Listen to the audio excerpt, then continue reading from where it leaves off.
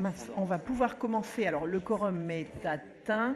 On a quelques retardataires. Alors, le quorum atteint, on n'est pas hyper nombreux en plus. Par contre, on a quelques retardataires qui sont en réunion pour le moment. Donc, on a Philippe Barré, entre autres, Marie Barrault, et puis peut-être d'autres qui vont nous rejoindre. Mais on va ouvrir ce conseil communautaire.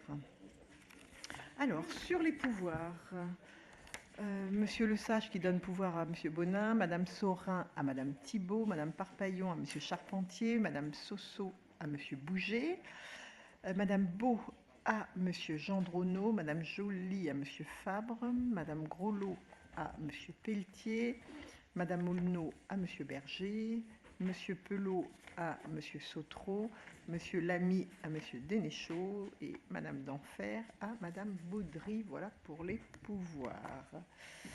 Ensuite, en secrétaire de séance, je voulais vous proposer...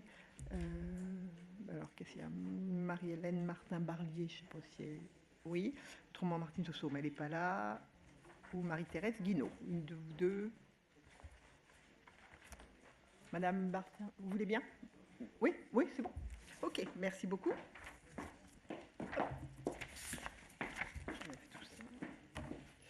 Alors, y a-t-il des observations concernant le procès-verbal de la séance du Conseil communautaire du 2 mars? Non? Du coup, je vous remercie. Ensuite, vous aviez donc la présentation des délégations consenties par le Conseil communautaire, du coup les délibérations prises par le bureau communautaire, et puis ensuite les décisions prises par moi-même. Y a-t-il des observations? Non? Très bien. Je vous remercie. Eh bien, dans ces cas-là, je vais de ce pas laisser la parole à mon voisin. Et donc, on va commencer cette séance dédiée aux finances particulièrement. Donc, Nicolas, je te laisse la parole. Hop là, merci Présidente. Bonsoir à toutes, bonsoir à tous. Je vous propose, comme les années antérieures, une méthode. L'idée, c'est de dérouler l'ensemble des documents, des supports, et puis de revenir ensuite aux délibérations. Ça permettra d'une part d'avoir une cohérence d'ensemble, et puis surtout, ça évitera à la Présidente de faire des allers-retours au moment du vote des comptes administratifs, même si elle est sportive. Je préférerais lui éviter. Voilà. Donc concernant les comptes administratifs 2022 sur l'ensemble de nos budgets, ce qui est intéressant pour avoir une présentation agrégée des résultats sur lequel on peut s'apercevoir que sur l'ensemble des budgets, on dégage en fonctionnement un excédent donc d'1 366 000 € et en investissement 1 million. J'ai déjà eu l'occasion de le dire en commission et en bureau. Sur le budget principal, on a des excédents qui sont extrêmement confortables, qui nous permettent d'avoir un résultat finalement d'ensemble cohérent. J'ai quand même deux sujets importants sur lesquels on reviendra dans la soirée, mais ça concerne effectivement donc le budget, je dirais, atelier relais que vous connaissez. C'est un budget qui est en déficit structurel, c'est-à-dire qu'aujourd'hui, les loyers qu'on perçoit ne suffisent pas à couvrir nos charges, ce qui explique que d'année en année, on creuse notre déficit d'investissement. Comment on peut y pallier? C'est par des cessions, c'est ce qu'on fait actuellement, ou alors par l'augmentation des loyers, mais là c'est beaucoup plus contraint, puisque vous le savez, on est sur des baux professionnels, donc on ne peut pas revoir le montant des loyers aussi facilement qu'on le veut. Donc il y a ce sujet-là, et puis il y a le sujet Vendée au pôle, qui est important parce qu'on le voit sur le fonctionnement notamment, un déficit important qui est lié à des investissements lourds qu'on fait depuis un certain nombre d'années, qui ont été faits par nos prédécesseurs et qu'on continue à faire, notamment avec, vous le verrez, des viabilisations, avec un renforcement électrique. Mais là, on se veut beaucoup plus rassurant parce qu'on est sur une dynamique qui est enclenchée depuis maintenant 2 ans, avec un certain nombre de ventes et d'autres attendues. Et donc là, on a, avec des écritures de stock, malgré tout, plutôt des éléments qui nous semblent favorables aujourd'hui. Donc voilà, c'était un peu la vue d'ensemble que je voulais avoir. Vigilance principalement sur ces deux budgets. On a des budgets qui fonctionnent plutôt bien. Si on va dans le détail du budget principal, qu'est-ce qu'on peut remarquer? C'est qu'on a un excédent, un résultat positif d'un peu plus de 2 millions sur le fonctionnement, donc ce qui nous amène à un résultat cumulé à plus de 8,7 millions, ce que je vous disais tout à l'heure. Et sur l'investissement, un déficit de 472 000 euros qui, cumulé au déficit antérieur, nous amène à un déficit d'un peu plus de 3 millions. Donc voilà pour cette vue d'ensemble. Ce qui est intéressant ensuite, c'est tous les indicateurs que vous commencez à connaître, à savoir aujourd'hui notre capacité de désendettement. Donc là, on s'aperçoit que sur ce critère-là, on est plutôt bon puisqu'on a moins de 5 années aujourd'hui, donc avec un seuil d'alerte entre 10 et 12 années. Donc autant dire que ça fonctionne plutôt bien sur ce budget-là. Au niveau de l'épargne, et c'est vrai que là c'est un indicateur forcément important, il y a, vous le savez, l'épargne brute, mais surtout l'épargne nette, avec un taux qui était très en deçà des 7% qui sont ce seuil de prudence en 2021. On est quasiment, pour cette année, revenu au seuil de prudence. Alors, c'est pas en soi exceptionnel, mais en tout cas, c'est plus rassurant que l'exercice précédent. Et puis, enfin, un taux de cap brut et des charges de rigidité qui sont dans la norme. Donc, voilà, des ratios qui, contrairement à l'an passé, reviennent, on va dire, sur de la normalité, quasiment ISO avec ce qu'on avait pu connaître sur les budgets 2019 et 2020. Maintenant, j'ai déjà eu l'occasion de le dire dans le cadre du DOB, en commission finance et aux membres du bureau, attention malgré tout, parce qu'on a eu un certain nombre de recettes exceptionnelles, notamment, on le verra tout à l'heure, mais je pense toujours à la sortie du Vendée au pôle, à une dynamique de la fraction de TVA reversée dans le cadre de la réforme de la taxe d'habitation. Tout ça, c'est, j'ai envie de dire, alors favorable pour l'exercice qui vient de se terminer, mais attention, on sait qu'on n'est pas sur des rentrées qui seront toujours sur cette même dynamique, et pour certaines qui vont d'ailleurs, comme le Vendée au pôle, on est sur du one-shot, qui ne seront plus présentes sur les exercices futurs. Donc voilà, on est revenu à quelque chose d'acceptable, mais attention de bien voir à l'esprit ces quelques éléments qui font qu'on est revenu sur quelque chose d'acceptable. De la même façon, et on va le voir aussi pour les dépenses, on n'a pas encore, même si la crise énergétique est apparue et les premiers effets se sont fait sentir sur 2022, on n'était pas sur une année complète, c'est vraiment sur l'exercice qui arrive qu'on va sentir tous ces effets-là. Donc voilà, je pense qu'il est important d'avoir cette vigilance. Si on poursuit, vous m'arrêtez hein, comme d'habitude, hein, j'essaye de dérouler, mais maintenant s'il y a des observations, je préfère qu'on les fasse au fil de l'eau, ça me semble plus intéressant. Au niveau des dépenses réelles de fonctionnement, qu'est-ce qu'on peut voir? On peut voir que sur le 0,11, donc ce qu'on appelle les charges à caractère général, comme vous le savez, on avait inscrit 5,7 millions. On a dépensé donc un peu plus que l'an dernier, 17%. Vous avez normalement eu l'occasion de regarder dans le détail les explications. Pour la plupart, c'est simplement la remontée, on va dire, à ce qu'on pouvait connaître au niveau des services, avec donc forcément des consommations de fluides, etc., qui ont augmenté. En soi, on est sur quelque chose de relativement maîtrisé malgré tout, même si l'augmentation peut paraître forte. Elle est liée encore une fois à ces augmentations de fluides et aussi à la remontée en pression, en température des services, comme on pouvait le connaître sur 2020. Il y a aussi eu un certain nombre de prises de compétences. Je pense notamment à la compétence mobilité, qui aujourd'hui induisent des charges pour la ville de Luçon et la ville de la Tranche-sur-Mer, qu'on n'avait pas auparavant sur ce chapitre, qui aujourd'hui apparaissent. Ça se traduit bien évidemment par une diminution de nos dépenses avec les attributions de compensation. Voilà sur ce poste-là. Encore une fois, je déroule parce que j'ai envie de passer du temps principalement sur les services au niveau de l'analyse des comptes administratifs, parce que je pense que c'est un exercice intéressant. Mais s'il y a des observations, vous m'arrêtez. Le personnel. On a une augmentation d'un peu plus de 500 000 euros. Sur ces 500 000 euros, donc, ça représente, vous le savez, les dépenses de personnel, 1 500 000 euros sur l'exercice qui vient de se terminer. Comment on peut expliquer cette variation? Déjà, il y a quasiment 300 000 euros pour lesquels on n'a pas la main. Pourquoi? Parce que ça concerne ce qu'on appelle le GVT, glissement, je dirais, vieillesse, technicité. Le reclassement de la filière médico-sociale avec la mise en œuvre du Ségur. Donc là encore, c'est 25 000 euros. L'augmentation du SMIC, donc c'est pour la collectivité 45 000 euros. La revalorisation du point d'indice au 1er janvier, c'est 159 000 euros. Et puis toutes les mesures catégorielles qui, elles, représentent un peu plus de 85 000 euros. Les recrutements, eux, représentent sur l'exercice écoulé un peu plus de 53 000 euros chargés. Bien évidemment, ces recrutements ne sont pas déroulés sur l'année complète, hein, c'est 53 000 euros que partiels qui forcément feront plus sur l'exercice à venir.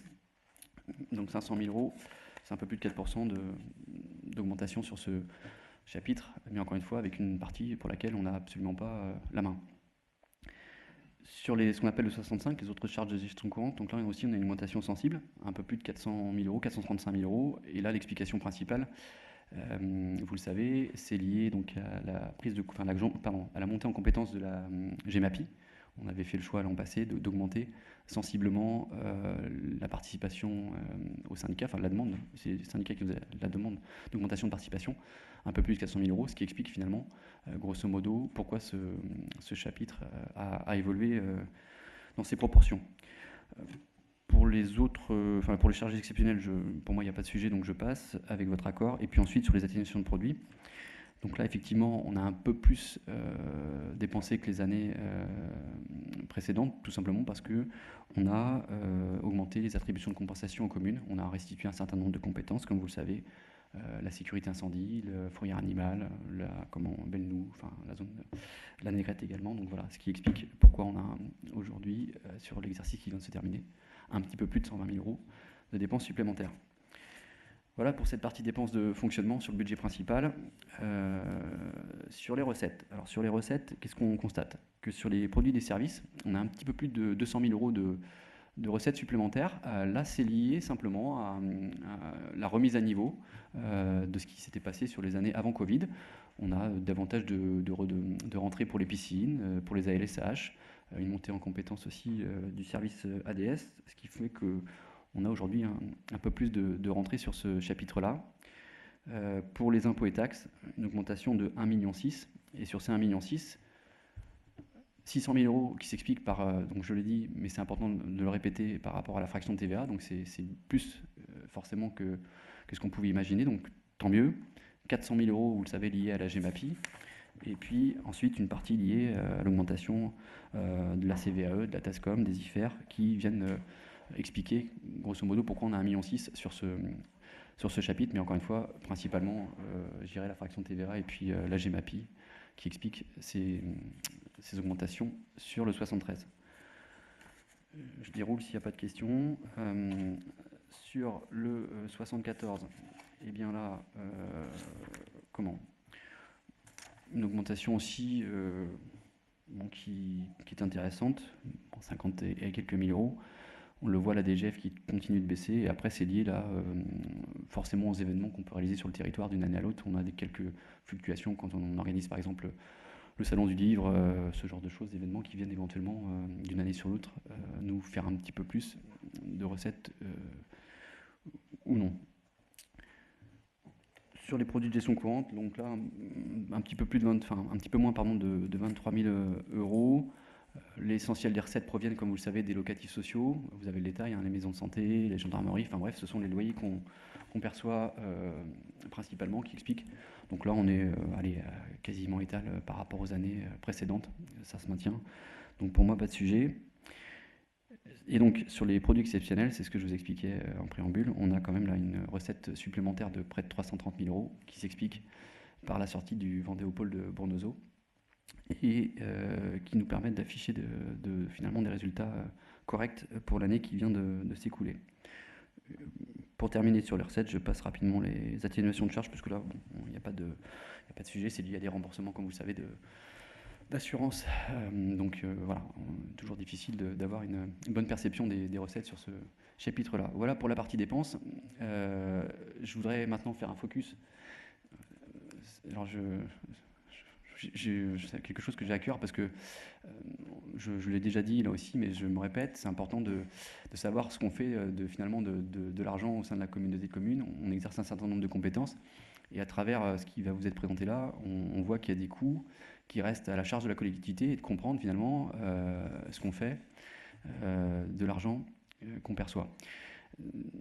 Nouveauté, c'est donc les ordures ménagères. On a cette année voulu vous montrer les principaux coûts, et notamment, ça nous semblait quand même important, quand on parle des principaux coûts, de parler des ordures ménagères qui représentent quand même 8 millions d'euros de dépenses, donc, et de recettes, même si un peu plus de recettes que de dépenses pour l'exercice en cours. Encore que je vais nuancer mon propos, parce que on le voit au niveau des perceptions. Donc c'est bien sûr redevances et taxes confondues, les 8 millions. vous avez 7,8 millions de dépenses, mais on pourrait considérer qu'on a effectivement donc un excédent, mais c'est sans considérer tout ce qui est charges annexes. Alors dans les charges annexes, c'est des frais de structure de personnel aussi, donc c'est-à-dire le temps passé à la fois par le DGS, par les responsables de service, par le service finance, enfin bref, tout ça, donc c'est pas fait au doigt mouillé, hein. On est vraiment sur du temps comptabilisé de manière extrêmement précise. On n'est pas sur les charges de structure qu'on connaît habituellement où on met 6% de manière très, je dirais, autoritaire. Là, on est vraiment sur un travail, vous le voyez, pointu. Tout ça pour dire que malgré les 8 millions d'euros de perçus en 2022, on a un déficit sur cette compétence sur l'année écoulée.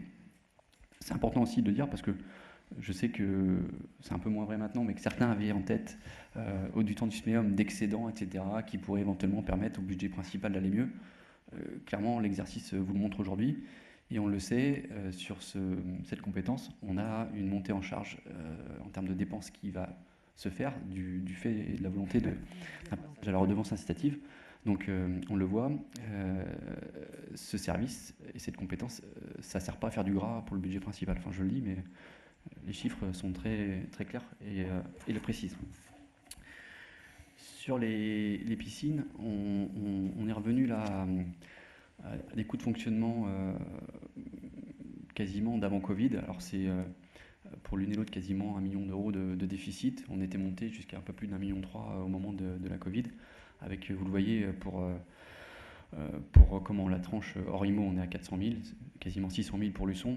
On est sur des chiffres qu'on avait connus par le passé, donc un retour à la normale qui s'explique là aussi principalement avec une meilleure fréquentation, une fréquentation complète.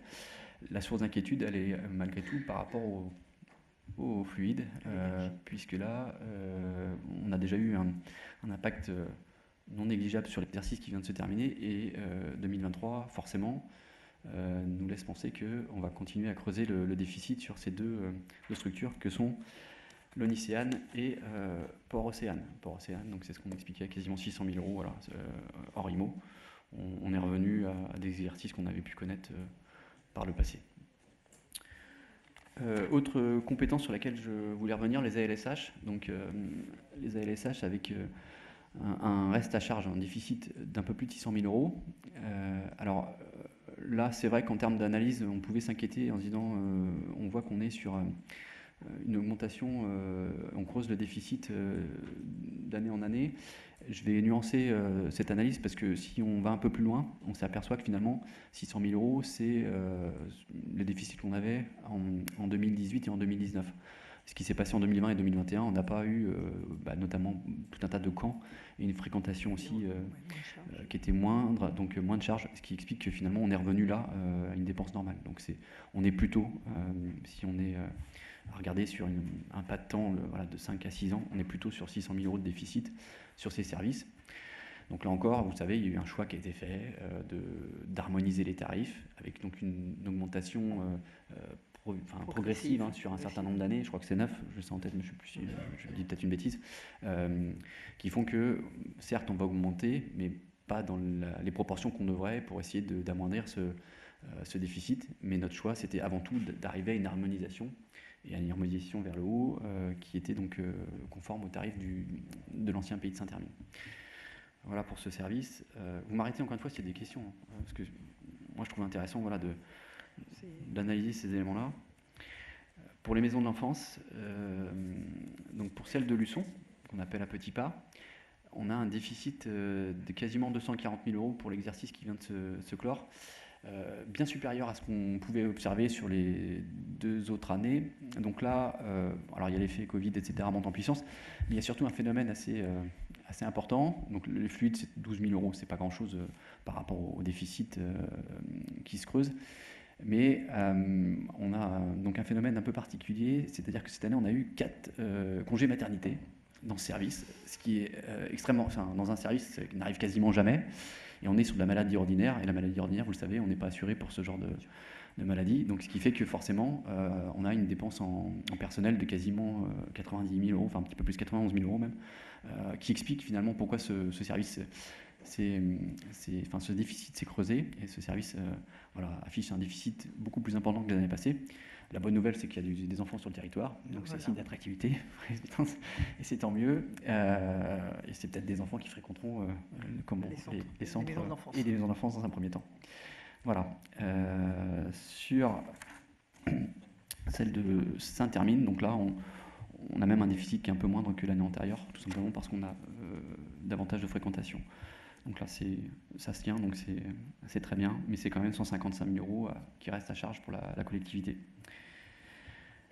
L'école de musique. Donc l'école de musique, on est sur un déficit qui, là aussi, augmente, principalement, là encore, sur des raisons de fluide, de combustible. 734 000 € de reste à charge pour la collectivité. On a aujourd'hui 515 élèves qui fréquentent l'école de musique. On a tendance à dire que le reste à charge pour une collectivité, c'est en général, on est dans les standards, je le dis, parce que on est plutôt autour des 1004, on va dire, pour ce qui nous concerne, alors que normalement, on est autour des 2000 par élève. Bon, ça peut paraître beaucoup, le reste à charge, mais c'est comme ça. On est sur une volonté d'offrir de la culture sur le territoire, qui a un coût. Voilà. Il n'y a jamais de jugement, c'est juste présenter la réalité de terrain, la volonté qu'on s'est donnée d'offrir différents services sur le territoire. Oui, merci Présidente. C'est-à-dire que l'objectif de la démarche, quand je présente par service, moi je n'apporte pas d'éclairage politique ou j'ai envie de dire, le sens de mon propos, c'est d'expliquer où passe l'argent. Le reste, bien sûr, chacun, je dirais, a ses convictions. Moi, je ne suis pas là pour dire c'est bien, c'est pas bien de ce qu'on fait. Enfin, j'ai ma conviction, bien sûr, mais je dirais, comme vous tous, c'est simplement d'expliquer à quoi sert l'argent. Voilà. Et pour la lecture publique, parce que c'est quelque chose qu'on ne faisait pas auparavant, et là aussi c'est une compétence importante sur le territoire, d'autant qu'on va mettre en place le schéma, puisque ça a été voté dernièrement. Et donc là, on le voit, on a donc pour le moment, je dis pour le moment parce que vous savez qu'il y a un nouvel équipement qui va entrer en fonction, donc avec des coûts forcément de fonctionnement qui vont arriver, mais au jour d'aujourd'hui, la lecture publique a un reste à charge pour la collectivité d'un peu plus de 600 000 €. On a ensuite, donc là, les deux services communs, donc le service ADS, avec certes une augmentation de la part à charge pour les communes, mais dans le même temps, pour l'exercice qui vient de se terminer, beaucoup plus d'autorisation d'urbanisme, qui fait que finalement, si on compare 2022 à 2021, un reste à charge qui est encore important pour la collectivité, mais ça c'est, je dirais, l'effet autorisation, beaucoup d'actes. Donc même si les communes paient plus cher, comme il y a plus d'actes, il y a un reste à charge pour la Comcom qui lui reste conséquent, 126 000 €. Les flux avaient tendance à baisser quelque peu, mais j'ai cru comprendre que ça repartait. Donc finalement, tant mieux pour le territoire. Ça repart. Et puis, reste la cuisine centrale, pour laquelle je dirais, il y a là aussi une tenue qui est extrêmement bien faite par Isabelle, et puis un reste à charge, une participation qui correspond à l'utilisation de notre service, puisque le reste est pris en charge et réparti en fonction des bénéficiaires du service, des communes bénéficiaires du service. Exactement, merci Présidente. Voilà pour ce tour d'horizon des services. Moi, encore une fois, c'était vraiment important pour moi de vous expliquer, ou en tout cas de vous présenter ces quelques éléments, parce que vous voyez que service par service, il y a à chaque fois un reste à charge important, mais ça contribue à la politique qu'on souhaite mener sur le territoire, à son attractivité aussi. Et voilà, je pense que ce travail-là, il était nécessaire. Est-ce que vous avez des questions ou des observations à formuler sur ce qui vous a été présenté ? Non ? Bon. Si, non. François, non. Non. Je continue sur l'investissement, du coup. Donc là, sur les dépenses d'investissement, on a dépensé un petit peu plus de 6 140 000 €, ce qui représente 55%. Donc c'est correct, c'est conforme à ce qu'on fait à la moyenne des 4 dernières années. Donc c'est bon, on dépense en moyenne 6 millions, c'est beaucoup moins que ce qu'on inscrit, mais en tout cas c'est...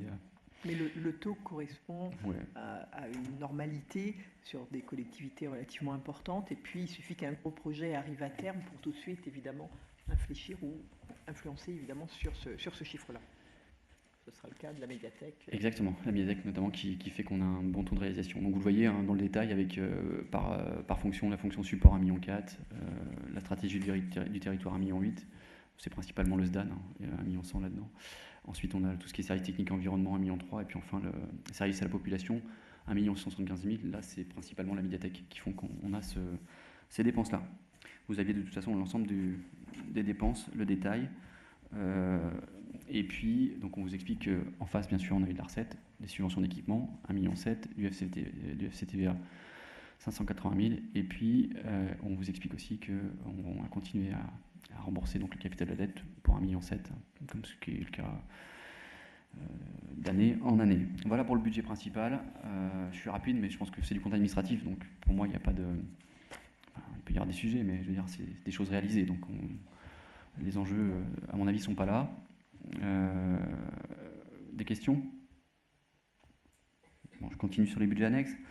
Sur le budget assainissement non collectif, donc là, on a nous un exercice qui, en fonctionnement, clôture positivement avec un peu plus de 54 000 en fonctionnement, et donc un investissement 2261 €, ce qui fait qu'on a des soldes cumulés de 90 000 € en fonctionnement, et puis un petit peu plus de 23 000 € en investissement. Donc les contrôles de bon fonctionnement, même si on n'en a pas réalisé autant qu'on voulait, on a réalisé un certain nombre qui font qu'on arrive à des excédents. Ce budget-là, vous le savez, va disparaître cette année pour comment fusionner avec le budget assainissement collectif. Voilà. Sur les ordures ménagères, je le passe aussi rapidement parce qu'on avait 2 millions de recettes grosso modo, et puis en fait, 2 millions de dépenses qui correspondaient à Trivalis. Donc vous le voyez, un léger solde cumulé à la fin de l'exercice de 11 740 €, et puis un résultat positif de 1 431 sur le fonctionnement. Donc là, je passe brièvement parce qu'il n'y a pas de sujet. Le budget atelier relais, donc ça c'est ce que je vous expliquais tout à l'heure. Donc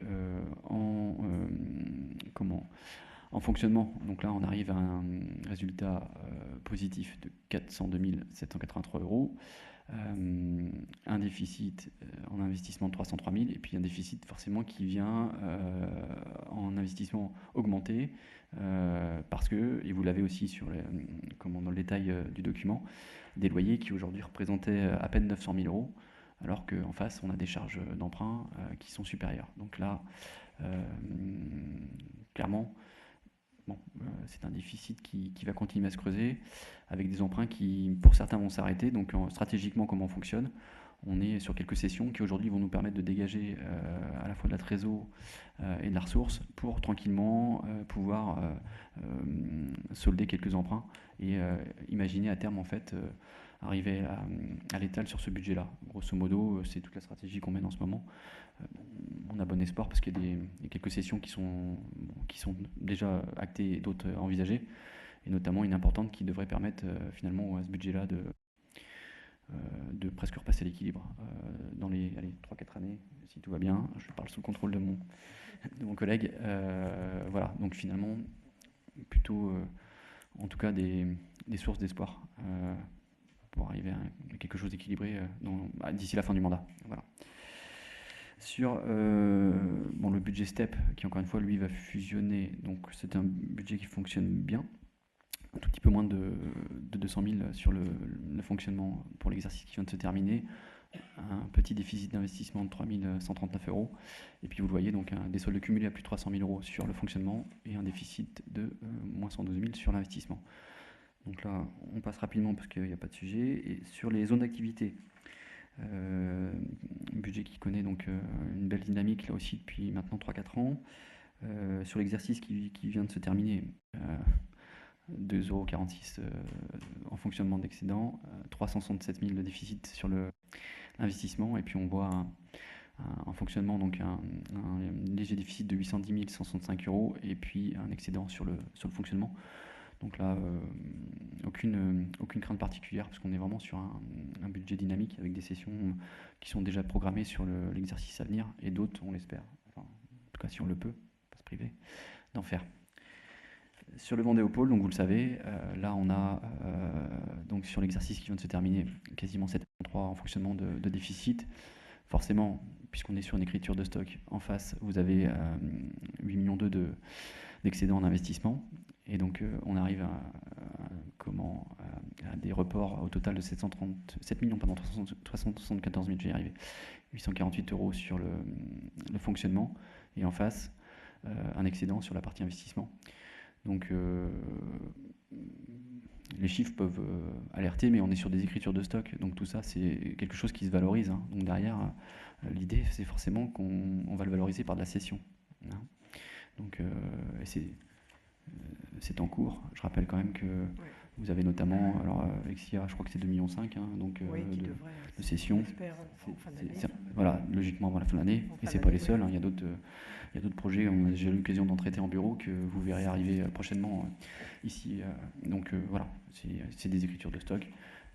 On a du foncier, on a de la valeur en face. Voilà, c'est comme ça qu'il faut le comprendre. Voilà pour les budgets annexes. Reste aussi à traiter donc tout ce qui concerne l'état de la dette, qui, elle, vous le savez, donc continue tranquillement son bonhomme de chemin. 52 millions d'encours de dette au moment de la fusion. Donc on le voit aujourd'hui. On est un peu plus de 36 882 000 € au 31/12, sachant que pour l'année en cours, vous le savez, on va souscrire à 2 nouveaux emprunts qu'on a déjà réalisés, donc 1,6 million, qui vont nous ramener finalement, grosso modo, au niveau qu'on connaît aujourd'hui, puisqu'on rembourse à peu près 1,7 million de capital. Donc voilà, on va arriver à maintenir autour des 38 millions d'euros l'encours de la dette de la collectivité. Voilà pour ma partie concernant les comptes administratifs. Maintenant, je suis prêt à répondre à vos questions si vous en avez. Je n'ai pas envie d'être plus long parce qu'on a les budgets primitifs derrière, puis ce qui moi, me semble intéressant, c'est aussi de parler des projets pour l'année à venir. Mais bien sûr, je suis prêt à répondre aux questions. Bon. Ouais. Non, on va continuer, puis ouais, comme ça, parce qu'il faut sortir qu'une fois. Ça te va ? On va enchaîner sur... sur les budgets primitifs, et puis comme ça on fera les votes à la chaîne pour éviter à la présidente de sortir, de revenir. Voilà, on fera tout. Hein. C'est plus simple. Voilà, c'est bon pour vous Delphine ? Ouais, super. Au niveau du budget principal, on va vous proposer d'inscrire donc en fonctionnement 46 89 124 € 112, avec, vous le voyez, donc au niveau des dépenses réelles de fonctionnement, un petit peu plus de 35 millions, et en face, un petit peu plus de 39 300 000 € de recettes. Alors là, c'est des éléments qu'on a déjà traités dans le cadre du DOB. Donc, ce que je vais vous proposer, c'est de passer bien évidemment l'ensemble des chapitres et surtout de vous expliquer les quelques différences qu'on peut avoir par rapport au DOB, parce que j'ai bien envie de passer un peu plus de temps sur les projets, donc la partie investissement. Mais encore une fois, vous m'arrêtez si besoin. Donc au niveau des charges à caractère général, donc là on est comme ce qu'on avait imaginé au moment de la construction du document d'orientation budgétaire, un peu plus du million. Donc une forte augmentation par rapport à l'exercice qui vient de se terminer, puisque c'est quasiment 2 millions d'euros supplémentaires qu'on inscrit sur ce chapitre. Mais là encore, j'avais eu l'occasion de vous le dire, principalement justifié par tout ce qui concerne donc les augmentations de fluides. Le marché de collecte pour le passage à la redevance qui c'est un peu plus d'1,5 million d'euros sur l'exercice qui vient de se terminer. Vous avez ensuite donc tout ce qui est OPA, PTRE, donc là c'est le guichet unique de l'habitat, 320 000 €.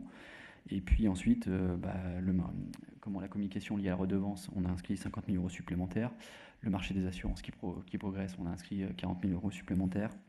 La collecte des déchets qui évolue sur la tranche avec donc une prestation qui est plus chère que les années antérieures suite au renouvellement du marché, donc c'est 250 000 € de plus. Donc voilà, grosso modo, pour justifier de pourquoi on arrive à 2 millions de plus, avec sur ces 2 millions un bon tiers consacré à l'augmentation des fluides. Mais on peut difficilement aujourd'hui s'en affranchir, même si voilà, les cours du pétrole sont revenus à ce qu'on avait pu connaître avant l'entrée en guerre de l'Ukraine face à la Russie, ou de la Russie face à l'Ukraine pour être un peu plus juste. Mais pour autant, est-ce que derrière les tarifs vont baisser sensiblement? Monsieur Sautreau me fait que non, donc c'est marrant, hein. C'est comme Le tournesol, ça qui est revenu à son niveau d'avant-guerre, et l'huile qui baisse pas, c'est formidable. Bon, il y a toujours des choses à du mal à comprendre. Bref. Toujours est-il qu'on est prudent, on inscrit donc ces 2 millions qui encore une fois sont justifiés par ce que je viens de vous expliquer. Sur les charges de personnel, donc là on va inscrire à 12 168 000 euros, donc 4,4% de plus. Sur ces 4,4%, grosso modo, vous avez une très grosse partie pour lesquelles, là encore, on n'a pas la main. Tout ce qui va être revalorisation du point d'indice, puisque l'an dernier, ça a démarré en juillet, là on est sur une année pleine. C'est 160 000 euros de plus, rien que sur l'année qui arrive. Les créations de postes qui étaient partielles, qui là vont forcément être sur une année complète. Tout ce qui est GVT, enfin des choses que vous connaissez. Simplement, nous, et vous avez le détail par devers vous, au niveau de ce qu'on envisage au niveau du stade BP, c'est de créer, alors au niveau des postes, 52 000 euros. Donc il y en a un qui concerne un agent de retien pour la médiathèque de Mareuil, mais là j'ai envie de dire, l'équipement il faudra bien le retenir, donc on peut difficilement faire 100. Et puis après le RPE de Luçon, donc là il y a un agent qui intègre, il y a une tech en face forcément auprès de Luçon, mais donc il y a bien aussi une dépense à prévoir au 0,12. Et le seul poste réel supplémentaire, c'est l'arrivée d'un sigiste qu'on n'a pas aujourd'hui, et qui, je parle là aussi sous le contrôle de mon voisin, mais qui semble nécessaire aujourd'hui, compte tenu de nos compétences. On est la seule, je pense, comme aujourd'hui, sans avoir de sigiste. Je ne vais pas dire de bêtises. Donc c'est le seul poste finalement, puisqu'on est arrivé aujourd'hui à une armature en matière de personnel. Alors ça a été peut-être pour certains trop long, trop chronophage, trop aussi onéreux, parce qu'on l'a souvent entendu. Mais ça y est, on est aujourd'hui arrivé à une armature qui permet à la structure Sud Vendée Littoral de fonctionner à plein régime. On n'est plus dans la stratégie comme on l'a été très longtemps. On est toujours dans la stratégie, malheureusement, parce que ça fait partie de nos missions, mais on est aussi aujourd'hui vraiment sur l'opérationnel. Et j'en veux pour preuve le guichet unique de l'habitat. Je parle de ça parce que c'est vraiment quelque chose qui parle à tout un chacun, mais pas que. On a vraiment un certain nombre de services avec le recrutement d'un chargé de mission pour la partie travaux, qui intervient pour la Comcom et qui intervient aussi pour le compte des collectivités aujourd'hui. Donc on est vraiment, j'allais dire, armé aujourd'hui pour remplir pleinement nos missions sans avoir à créer, sauf prise de compétences nouvelles de par la loi, mais aujourd'hui en tout cas on a de quoi fonctionner vraiment à plein régime. Donc c'est plutôt rassurant pour nous. On construit toujours, on est toujours en construction, hein, même. Alors, j'ai du mal à dire maintenant qu'on est encore une jeune collectivité, mais oui, mais voilà, la construction, elle est quasi aboutie, hormis de nouvelles compétences que nous prendrions. Mais aujourd'hui, on peut les exercer dans de bonnes conditions à l'échelle de notre territoire, avec un travail, comme l'a dit Nicolas tout à l'heure, d'harmonisation. C'est aussi nos missions, c'est pouvoir faire bénéficier tout le territoire maximum de services. Voilà, donc ça se met en place, ça se pose. Maintenant, on commence à être en effet posé et vraiment dans l'opérationnel sur le terrain. Merci Présidente. Du coup, sur les autres charges de gestion courante, donc là, on a une augmentation aussi conséquente, puisqu'on inscrit 2 millions de plus. Mais ces 2 millions, c'est simplement la cotisation Trivalis. Vous le savez, on avait auparavant, on l'a toujours d'ailleurs, le budget, parce qu'on le maintient, il y a encore des écritures à faire, mais le budget 702. Donc on payait avec ce budget-là une partie de la cotisation Trivalis, 2 millions qui correspondait au montant des redevances. Aujourd'hui, puis on va payer ces 2 millions sur le budget principal, donc ça glisse naturellement au 65. Donc il n'y a pas d'augmentation prévue sur les participations, notamment auprès des syndicats gémapiens. Et au niveau des subventions, on maintient notre niveau, donc il n'y a pas d'évolution en dehors de ce que je viens de vous expliquer sur ce chapitre. Sur les charges exceptionnelles, là, j'ai envie de dire, c'est à la marge parce que simplement, on va minorer les atténuations de produits parce que cette année, on avait tendance à facturer, on n'avait pas tendance, on facturait le service ADS et la cuisine centrale aux communes de manière trimestrielle pour le premier et annuellement pour le second. Ce qu'on va faire cette année, c'est qu'on va simplement en fait minorer du montant des dépenses l'attribution de compensation des communes. Donc, ce qui explique que finalement sur les AC, on inscrit un petit peu moins. Voilà. Juste simplement pour justifier ce léger écart. Voilà, sur la partie dépenses, je ne suis pas plus long parce que c'est des choses qu'on a déjà vues, hein, qui finalement sont redondants avec ce que j'avais pu dire il y a un mois, donc je peux bien tout réexpliquer, mais je ne suis pas certain que ce soit ce que vous attendiez de moi. Sur les recettes, donc là, comment on propose d'inscrire donc 1 million, quasiment 2 millions sur les produits et services. C'est un petit peu moins que l'an dernier, mais c'est lié simplement au fait que on n'aura plus donc la refacturation pour les autorisations d'urbanisme, je vais y arriver. Donc forcément, puisqu'on ça viendra en diminution des AC, donc parce que par effet de vase communicant là aussi, il y a moins de recettes, mais ça se traduit aussi par une dépense qui sera minorée. Donc pas de remarques particulières. Sur les impôts et taxes, donc là on propose d'inscrire je dirais un petit peu plus qu'au niveau du DOB, tout simplement parce qu'on a eu l'État en fait qui nous donne les montants plus précis aujourd'hui, donc on les a indiqués puisqu'on en disposait. Bien évidemment que dans nos prévisions, on maintient l'augmentation du taux de TFE comme on avait imaginé au moment du DOB, avec un produit d'un peu plus de 4 millions attendu. On maintient l'évolution de la TASCOM à hauteur de 0,5. Voilà. Et pour la GEMAPI, donc on reste à un montant identique à celui de l'an passé. Et on propose d'inscrire, donc, comme vous le savez, 2 points sur le foncier bâti qui nous permettraient de lever donc 1,3 million de ressources supplémentaires. Sur la CVAE, comme vous le savez, elle va disparaître sur 2 exercices, celui-ci et le prochain. Et donc là, on sera compensé de nouveau par une fraction de TVA avec, et c'est tant mieux pour le territoire, une part fixe et puis une part liée à la dynamique du territoire. Donc c'est très bien parce que on est sur à la fois une région et des appartements qui sont dynamiques, donc ce qui devrait nous permettre de bénéficier enfin en tout cas on le souhaite, de cette dynamique sur les années à venir. La GEMAPI, je l'ai dit, la taxe d'habitation, je l'ai dit. Donc voilà, grosso modo, sur ces impôts et taxes et les principales explications. Explications aussi liées, donc vous le savez, à la taxe d'enlèvement des ordures ménagères, puisque là aussi, ça avait été décidé dans le cadre de l'harmonisation, avec un taux unique à 47, qui nous amène donc à un produit de 8 600 000, donc un petit peu moins que ce qu'on avait imaginé au moment de la construction du DOB. Pour les dotations, subventions, participation, donc on inscrirait 5,7 millions. Donc là, c'est, comment dirais-je, il y a un petit peu plus aussi que ce qui avait été vu au moment du DOB. On a simplement l'explication qui est liée là aussi aux notifications, hein, parce qu'on a un petit peu plus que ce qu'on avait imaginé, donc, et notamment sur la CET, donc c'est la CVAE, la CFE. On aurait quasiment 130 000 euros de plus que ce qu'on avait imaginé au moment de la construction. Donc, ce qui explique les 5,7 millions. Et puis sur les autres produits de gestion courante, là on maintient les 800 000 euros d'inscription comme on le fait tous les ans avec les différents loyers. Y a pas de, on n'attend pas de recettes supplémentaires. La seule chose c'est qu'on va mener, enfin en tout cas on va mener. On va interroger, notamment, c'est quasiment 8 ou 10, je ne sais plus les chiffres en tête, mais locataires, et Philippe, c'est la transition, 8 ou 10 locataires pour savoir s'ils sont intéressés pour éventuellement devenir propriétaires du logement occupé actuellement. Voilà. Donc ça fait partie de la politique de cession dont on vous avait déjà parlé. On verra si à la fois les locataires sont intéressés, si surtout ils ont la capacité à accéder à la propriété. Voilà sur la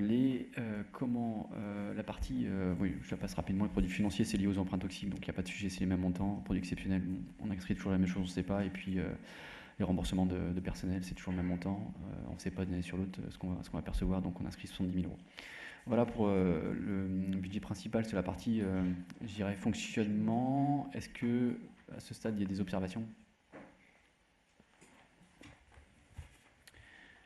Bon, je vais passer à l'investissement. Alors, sur la partie investissement, donc là, on est, vous le savez, sur un programme ambitieux, presque 40 millions d'investissements programmés dans le cadre du programme pluriannuel d'investissement, là où on a tendance à en consommer un petit peu plus de 6. Donc pour l'année prochaine, on inscrit 13 156 000. Deux fois ce qu'on fait depuis maintenant 4 ans, mais ça fait partie des... J'ai des collègues qui sont ambitieux, qui ont plein de projets. Et c'est tant mieux, donc on les inscrit. C'est tant mieux, c'est toujours d'avoir une longueur d'avance aussi. Voilà, donc 13 millions de dépenses, comment on les finance? Par des subventions d'équipement, par du FCTVA, de l'autofinancement de notre CAF, un peu plus de 2,3 millions. Les emprunts nouveaux, j'ai dit, on a 1,6 million d'emprunts souscrits. Et puis, pour équilibrer, on va chercher dans les excédents antérieurs à hauteur de 4,5 millions pour éviter d'augmenter l'endettement de la collectivité de manière trop insupportable. Donc voilà, comment on équilibre tout ça. L'idée étant, c'est que de toute façon, quand on inscrit les excédents, alors je les mets au défi, mais on sait qu'on n'ira pas consommer de toute façon les 13 millions, donc ce qui devrait nous maintenir nos excédents. Voilà. Maintenant, vous pouvez me faire mentir, messieurs, il n'y a pas de sujet. Dame.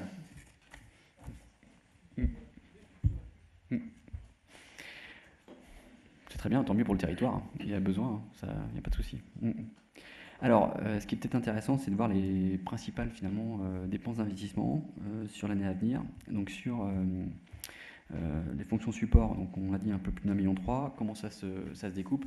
Sur la partie communication, on a mis un peu plus de 100 000 euros, principalement là sur la refonte du site internet et des moyens de communication. Donc c'est des restérialisés, c'est des choses qui, je n'ai pas les dates en tête, mais normalement le site devrait être opérationnel dans les semaines à venir, je crois avoir compris. On inscrit aussi des montants importants sur l'informatique, un peu plus de 270 000 euros. Là, il y a des enjeux. Alors, il faut de renouvellement, mais pas que. Vous le savez, les collectivités ont de plus en plus souvent maintenant attaquées. On doit prendre un maximum de précautions pour éviter les cyberattaques. Et donc, c'est des postes qui peuvent paraître importants, mais c'est pas, pour moi, il n'y a aucune économie à faire. Quand on voit aujourd'hui autour de nous, La Rochelle ou autre, comment ça se passe. Et même, j'ai l'air des plus petites collectivités. Des plus petites maintenant. Ouais, maintenant. Là-dessus, on peut pas transiger. Voilà sur la fonction support. Après, bon, vous aviez le détail. Je vais pas, vous l'avez ici. Les AC, on le sait. Je vais pas être plus long. Sur l'aménagement et le développement. Donc là, on a sur le volet économie, on continue d'inscrire quasiment 500 000 euros pour les aides aux entreprises. Sur ces 500 000 euros, il y a des restes réalisés pour 150 000. Et puis le reste, c'est pour tous les nouveaux projets qui vont arriver. Donc on maintient notre politique d'aide aux entreprises. Il y a aussi une partie consacrée à l'aérodrome là, du Vendée-au-Pôle. Et puis l'Épinasse, le projet qui est en cours. Qui est en cours, oui. 400 000 euros. Donc un équipement qui va à la fois servir de coworking, si je ne dis pas de bêtises, c'est ça, et puis de salle de réunion améliorée pour toutes les entreprises. Donc les travaux ont démarré, Bruno? Oui, ils ont démarré, ça devrait être prêt début de l'année prochaine. Ok, donc livraison début d'année prochaine pour cet équipement qui est attendu, parce que moi j'ai eu pas mal de retours de chefs d'entreprise qui me disaient qu'ils étaient impatients de l'avoir. Sur le tourisme, donc là on met 74 000 euros pour l'aménagement, une partie du futur aménagement de l'espace de tourisme à Luçon, Vrignot. On a ensuite tout ce qui concerne donc, les jalonnements routiers, donc c'est à peine 13 000 euros. La mobilité, on a un chargé de mobilité qui va arriver, ou qui est peut-être déjà arrivé. Non, mais il va arriver voilà. Début mai, je crois. Début mai. 2 mai. Voilà. Voilà, ça y est, René, tu vas pas te mettre là. Ouais.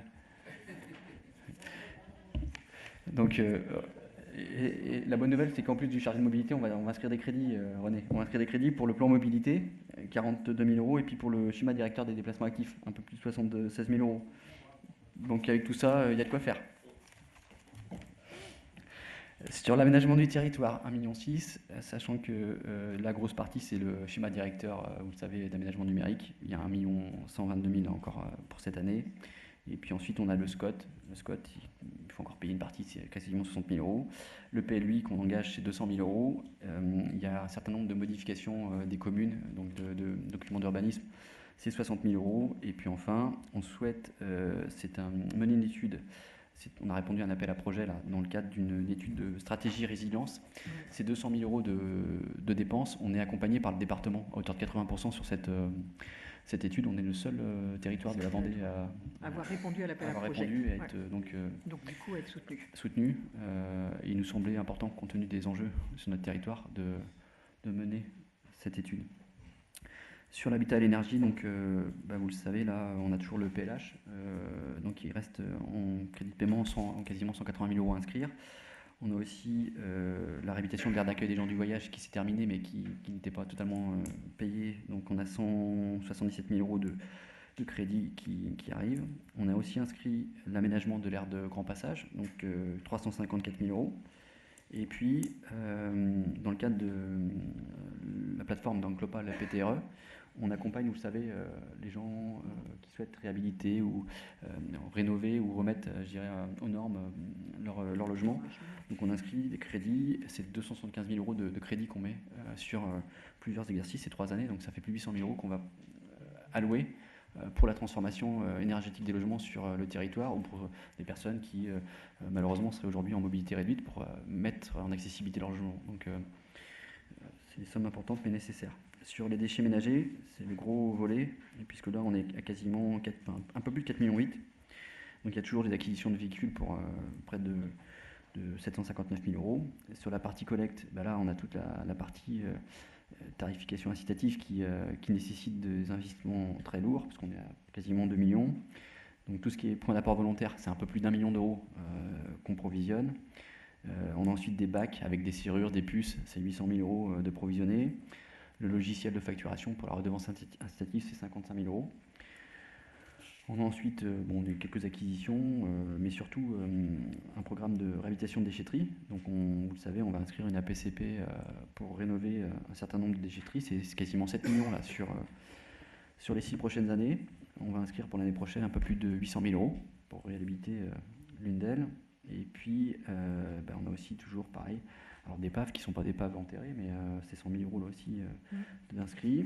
Le CTI qui normalement devrait démarrer, Eric, en septembre. Le prochain conseil municipal, on va délibérer. Voilà, donc pour la PD. Donc là c'est prochain conseil communautaire. Début des travaux, l'appel d'offres avant l'été, début des travaux septembre.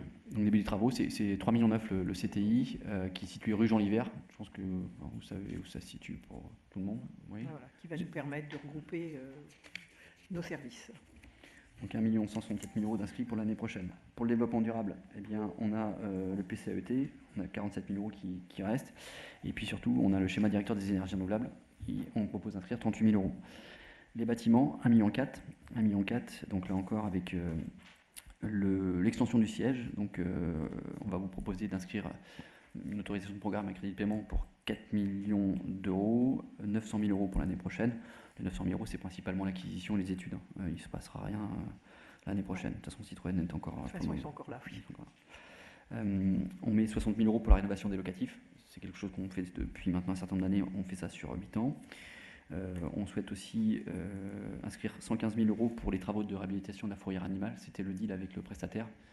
Il acceptait de maintenir sa prestation à la condition qu'on lui rénove donc, la fourrière. Donc on va faire les travaux cette année. On a aussi une provision pour la salle des moutiers puisque le sol prend vite l'humidité, donc devient impraticable. Donc là, il faut prévoir des crédits. Et puis, on va aussi faire un diagnostic du patrimoine immobilier pour 82 000 euros. Tu rigoles. Non, tu ne vas pas compléter. Pour 82 000 euros. Sur la voirie, les espaces verts, on met une enveloppe comme tous les ans, un peu plus de 400 000 euros sur la voirie, et puis 58 000 euros sur tout ce qui est borne à incendie. Les véhicules et matériels d'hiver, 66 000 euros. Et puis enfin, sur le pôle service à la population et cohésion sociale, la médiathèque, il reste un petit peu plus de 450 000 euros à payer pour cette année. En tout, on vous le rappelle, le programme il s'élève à un peu plus de 3,1 millions sur la médiathèque. Et puis en divers, quelques études notamment sur l'acquisition et la réhabilitation de l'espace extérieur de la piscine Onicéane et celle de Luçon pour Océane pour des études de faisabilité et aussi de rénovation énergétique, puisque on est très dans l'air du temps. L'idée, on verra comment ça se traduit, mais c'est de faire en sorte qu'on puisse éventuellement utiliser les surfaces et notamment pourquoi pas de toiture pour pourquoi pas être demain, si possible, en autoconsommation. Et donc ça, il y a un coût pour cette étude, et donc on prévisionne pour tout ça, à la fois les aménagements extérieurs, la réhabilitation du bassin, et puis donc ce travail d'audit énergétique, c'est 177 000 euros qu'on imagine inscrire. Reste ensuite, pour les dépenses principales de l'année à venir, la médiathèque de Luçon. On a réhabilité l'ensemble du mobilier, c'est fait, mais ça reste à réaliser, donc c'est à peu près 200 000 euros. Donc ces crédits seront sur l'année en cours. Voilà sur les. Je suis assez exhaustif, enfin, je suis pas exhaustif, hein, je suis assez rapide sur les projets. On avait déjà eu l'occasion d'en parler, mais c'était important de refaire un focus sur les principales dépenses qui vont représenter sur ce budget, on l'a dit, un peu plus de 13 millions. Donc il y a des choses à faire. Est-ce que vous avez des questions, des remarques sur ces dépenses, sur ces projets, sur ces investissements? Je poursuis sur les budgets annexes. Bon, sur le budget ordures ménagères, on va inscrire 62 740,29 € en fonctionnement, 1431,77 € en investissement. Donc là, c'est assez rapide, hein. C'est un budget, encore une fois, qui... On a des écritures qui sont en cours d'extinction, donc on le maintient, mais il n'y a pas de sujet. Sur l'atelier relais, donc 1 247 663 en fonctionnement et 3 369 665,73 en investissement.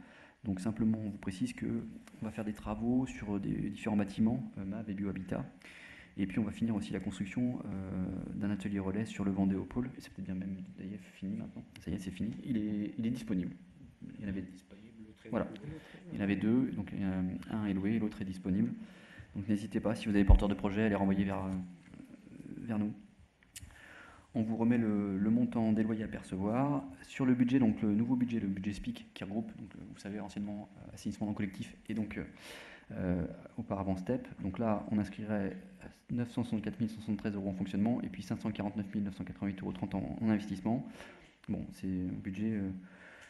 j'ai envie de dire, pour lequel il n'y a pas de... Enfin, pour moi, il n'y a pas de sujet, hein. Vous aviez les commentaires, mais je passe rapidement. Sur les ZAE, donc c'est 3,9 millions qu'on va inscrire en fonctionnement et 3 212 000 en investissement. On vous dit qu'on souhaite alors inscrire un certain nombre de dépenses. Il y a des études.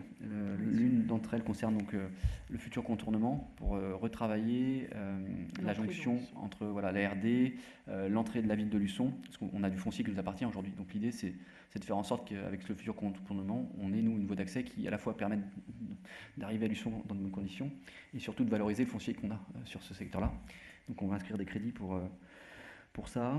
On a toujours les travaux de Champ-Marotte qui sont en cours, donc qui sont donc inscrits sur cette année, et puis Fermeneuve et Champrovent, qui font qu'on inscrit donc sur cette partie-là 750 660 €. On a un certain nombre de sessions pour un peu plus de 525 000 €. Ça, c'est ce qu'on a acté à date, hein, mais on espère que d'autres se feront. Et puis on a aussi des subventions, un peu plus de 147 607 €. Donc voilà, un budget qui encore une fois, vit bien. Sur le Vendéopole, donc là, on a 73 000 € d'achat d'études et de prestations de services. Donc c'est lié à le permis d'aménager, des frais de géomètre. Il y avait ensuite donc, tout ce qui concerne les réseaux électriques, 850 000. Donc les réseaux électriques, on a payé une partie l'an dernier, c'était 2 millions en tout, je crois. On a payé quasiment plus d'1,2 million l'an dernier. On a 850 000 € sur cette année. On a les fouilles archéologiques, donc qui représentent 1 550 000 € sur la partie nord. On a le dévoiement d'une canalisation, c'est 30 000 €. Et puis, on souhaite aménager un atelier relais pour 200 000 €. Au niveau des ventes, c'est ce que je vous expliquais tout à l'heure, on a déjà 2 500 000 € de positionnés et puis 300 000 € de DETR. Voilà sur ce budget-là. Et puis sur la dette, je ne reviens pas parce que je l'ai expliqué tout à l'heure, on a l'occasion on a souscrit 1,6 million, donc ce qui nous amènera au niveau de l'an dernier. Voilà, sur ces budgets annexes, des questions? Je la posais avant. Oui, vous ne m'entendez pas. Je disais que je suis désolé de la poser maintenant parce que j'aurais pu te la poser avant, mais sur l'état de la dette, tout à l'heure, j'ai cru voir qu'on avait 97% de la dette qui était à taux fixe, donc ce qui nous sécurise. J'attire l'attention parce que c'est des tarifs de l'argent au 1er janvier. Et vous savez qu'aujourd'hui, on a doublé ça, ce qui fait que le travail tu n'en as pas parlé, mais peut-être par l'humilité, mais le travail de notre premier vice-président, ça a été justement de faire en sorte de sécuriser 97% de notre dette, qui, grosso modo, enfin de nos emprunts en tous les cas, qui fait que c'est l'inflation, j'exagère un peu, mais qui va nous financer le remboursement de la dette. Donc je trouve que c'était à dire quand même. Voilà. Oui, c'est vrai que c'est un travail de conciliation qu'on avait fait il y a 2 ans maintenant. Et tu as raison de le dire, c'est-à-dire qu'aujourd'hui, au niveau des taux réels, on est déficitaire. C'est-à-dire que, entre ce qu'on pratique sur les marchés et ce que effectivement représente l'inflation, vous êtes aujourd'hui, c'est pour ça que des pays comme l'Italie aujourd'hui se portent bien, parce qu'effectivement, ils sont endettés, mais ça leur coûte moins cher en raison de l'inflation. Mais tout ça, on l'espère, ne va pas durer. Voilà. D'autres observations, questions, remarques? Oui, Arnaud. Oui, bonsoir à tout le monde. Juste une question. Donc, on va dépenser quasiment 8 millions d'euros pour l'agrandissement du site et pour le CTI. Je voulais savoir si on avait une idée sur une construction d'un pôle culturel qui regrouperait médiathèque, école de musique. Est-ce que c'était encore dans les cordes ou pas du tout? En fait, on a une étude dans le budget et dans le cadre du PPI. On a prévu une étude qu'on appelle pôle d'attractivité culturelle. Simplement à ce stade, compte tenu des importants investissements déjà prévus sur le mandat, il est clair qu'on n'ira pas demain imaginer de nouveaux équipements voilà. En tout cas pas sur le mandat. Mais il y a une étude qui va se faire. Qui est commencée. On a fait déjà en plusieurs réunions. L'étude, elle est lancée pour travailler sur, en effet, un pôle culturel. Aujourd'hui, il faut faire l'étude de besoin. Ensuite, la localisation. Voilà. Donc, il y a un cabinet qui travaille et sur lequel mais on est aux prémices de ce travail-là. Mais c'est toujours dans les tuyaux. D'ailleurs, on l'a sur des opérations. C'est inscrit en opération. Tu le retrouveras en inscription. Est-ce qu'il y a d'autres questions? Pardon, est-ce qu'il y a d'autres questions? Pas de questions? Bon, moi j'en ai terminé, j'ai essayé d'être le plus précis possible. Bon, il y a une grosse partie du travail qui avait déjà été fait il y a quelques semaines, mais voilà, Présidente, on va pouvoir avancer sur... Je vais pouvoir sortir. Il y a le compte de gestion d'abord, je crois. Oui, compte de gestion. Compte de gestion, je crois qu'il est prévu de démarrer par le compte de gestion. Donc là, comme vous le savez, on doit avoir une comptabilité en tant qu'ordonnateur qui doit être conforme à celle de monsieur le trésorier, en l'espèce. C'est le cas. Donc ce qui vous est demandé, c'est de voter les comptes de gestion sur l'ensemble des budgets, principal et annexes, tout simplement. Des questions? Je soumets à vos voix. Est-ce que des gens sont contre? S'abstiennent? Parfait, merci. Et donc, oui, je vais demander... Et on arrive au compte administratif. Oui, il faut que tu sortes.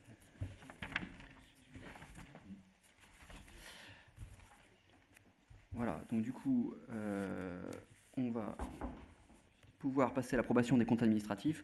Le premier concerne, vous le savez, le budget principal. Donc la présidente est sortie.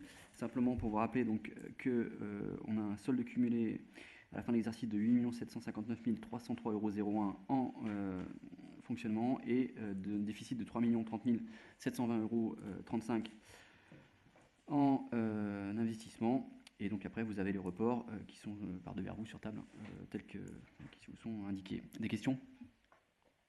Pas de questions, je mets à vos voix. Est-ce que des gens sont contre? Est-ce que des gens s'abstiennent? Je vous remercie. Sur l'assainissement non collectif, donc là du coup, on a un solde cumulé de 90 659,13 € en fonctionnement et de 23 054,81 € en investissement. Et il n'y a pas de besoin pour l'année à venir. Est-ce que vous avez des questions? Est-ce que des gens sont contre? S'abstiennent? Parfait, merci. Sur le 702 déchets ménagers, donc un solde cumulé en fonctionnement négatif de 11 740,23 € et donc en investissement un résultat positif de 1 431,77 €. Pas de besoin de financement. Est-ce que vous avez des questions? Les gens sont contre? S'abstiennent? Merci. Sur le budget atelier relais, donc là, un solde en fin d'exercice cumulé à 402 783,61 € en fonctionnement et un déficit cumulé en fin d'exercice de 2 066 775,70 €. Et donc un besoin de financement de 2 178 814,73 €. Est-ce que vous avez des questions? Est-ce qu'il y a des gens qui sont contre? Qui s'abstiennent? Merci. Sur le budget STEP du Vendée au pôle, donc là, un solde cumulé en fin d'exercice de 310 877,37 € en fonctionnement et un déficit de 112 929,11 € en investissement, et donc un besoin de financement de 112 929,11 €. Est-ce qu'il y a des questions? Est-ce que des gens sont contre? S'abstiennent? Merci. Sur le ZAE, donc un solde cumulé négatif en fonctionnement de 810 165,57 € et un résultat positif en investissement de 117 097,87 € et donc un besoin, non, des reports, pas de besoin. Est-ce que des gens ont des questions? Est-ce que des gens sont contre? S'abstiennent? Parfait, merci. Sur le Vendée au pôle, donc on a un solde cumulé en fonctionnement négatif de 7 374 848,53 € et un résultat positif en investissement de 6 476 556,53 €. Est-ce qu'il y a des questions? Est-ce que des gens sont contre? S'abstiennent? Je vous remercie.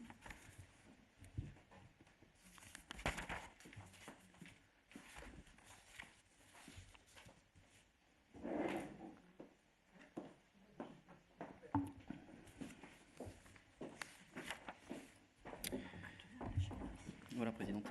Votez à l'unanimité. Eh bien, écoutez, je vous remercie sincèrement. Je vais remercier Nicolas pour l'explication dynamique, alors au moins du compte administratif, précis, clair. Ce compte administratif qui reflète vraiment au plus juste la réalité de nos missions, des actions qu'on a au bénéfice de notre population. Et puis, j'en profite évidemment, parce que c'est ces moments aussi, saluer le travail qui a été effectué durant toute cette année, saluer l'engagement de nos agents. Ils travaillent à nos côtés, évidemment, chaque jour, au bénéfice des politiques publiques que nous souhaitons développer sur le territoire. Donc, je tiens très, très chaleureusement à les remercier, chacun d'entre vous, pour votre implication. Notre directeur général, bien entendu, nos directeurs adjoints, et puis toutes les équipes qui œuvrent au quotidien à nos côtés. Et Nicolas, du coup, je te repasse la parole. Merci.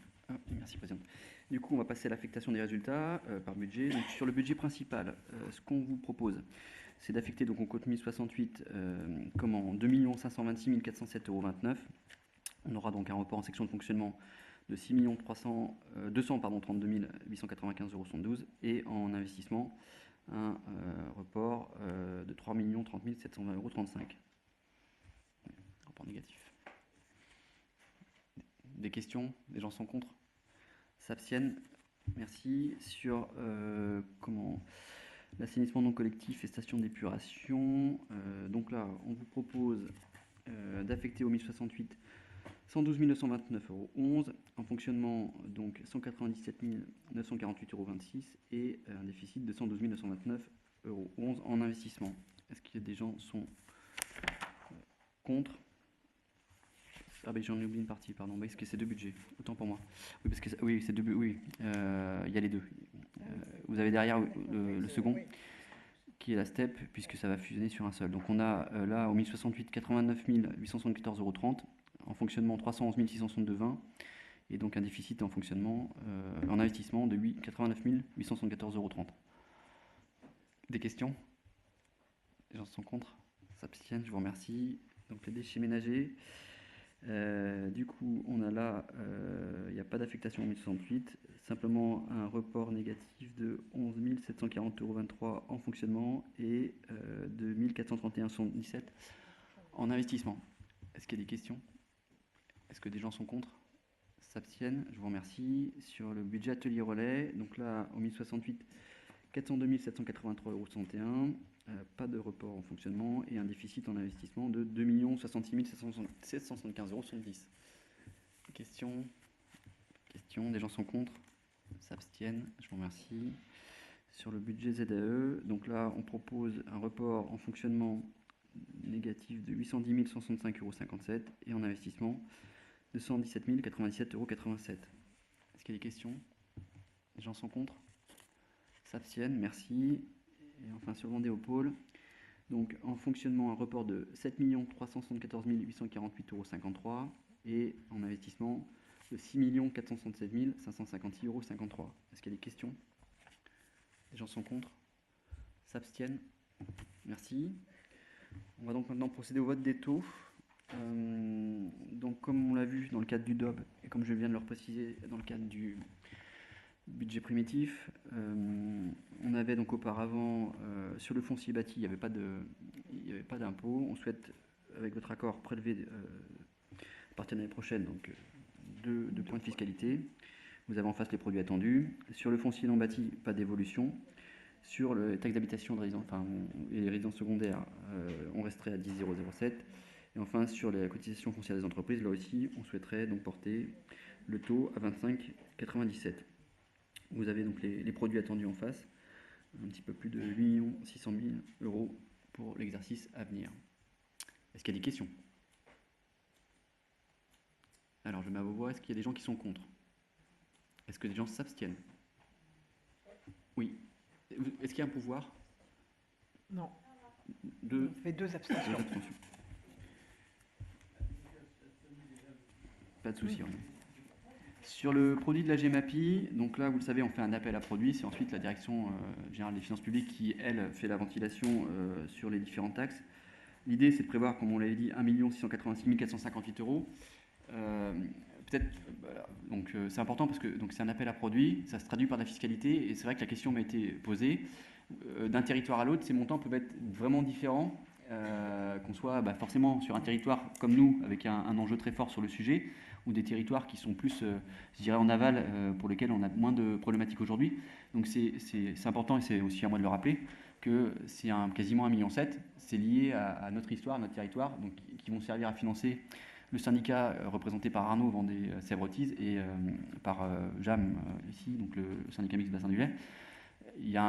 Ça avait fait l'objet d'une présentation importante l'an dernier. Il y a un certain nombre de travaux qui sont envisagés. Donc je le dis parce que vous savez bien, on a toujours tendance à comparer les avis d'imposition avec. Alors le voisin, c'est facile quand on est sur le même territoire, mais quand on bascule sur un territoire autre qui n'a pas, je dirais, ces problématiques liées à la GEMAPI, forcément, on a peut-être des fois du mal à comprendre pourquoi nous on prend quasiment 25 euros par habitant, là où d'autres prennent peut-être que 5 euros. Mais parce que, mais là je suis pas moi, je suis pas dans ces syndicats-là, puis je sais qu'ils font le travail très très bien.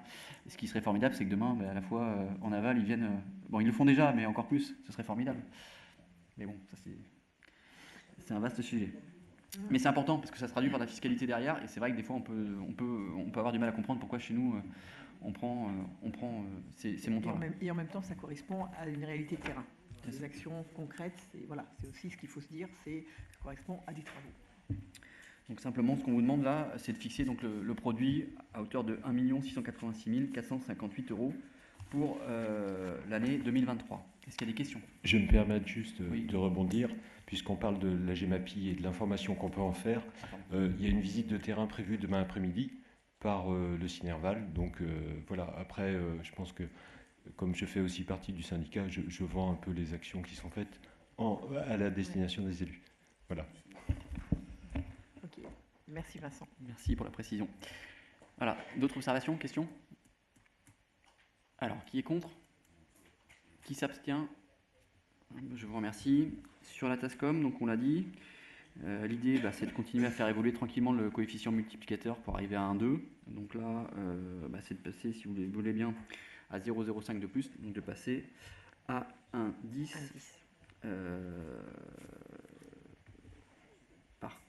Est-ce qu'il y a des questions? Pas de questions? Est-ce qu'il y a des gens qui sont contre? S'abstiennent? Une abstention? Oui. C'est bon?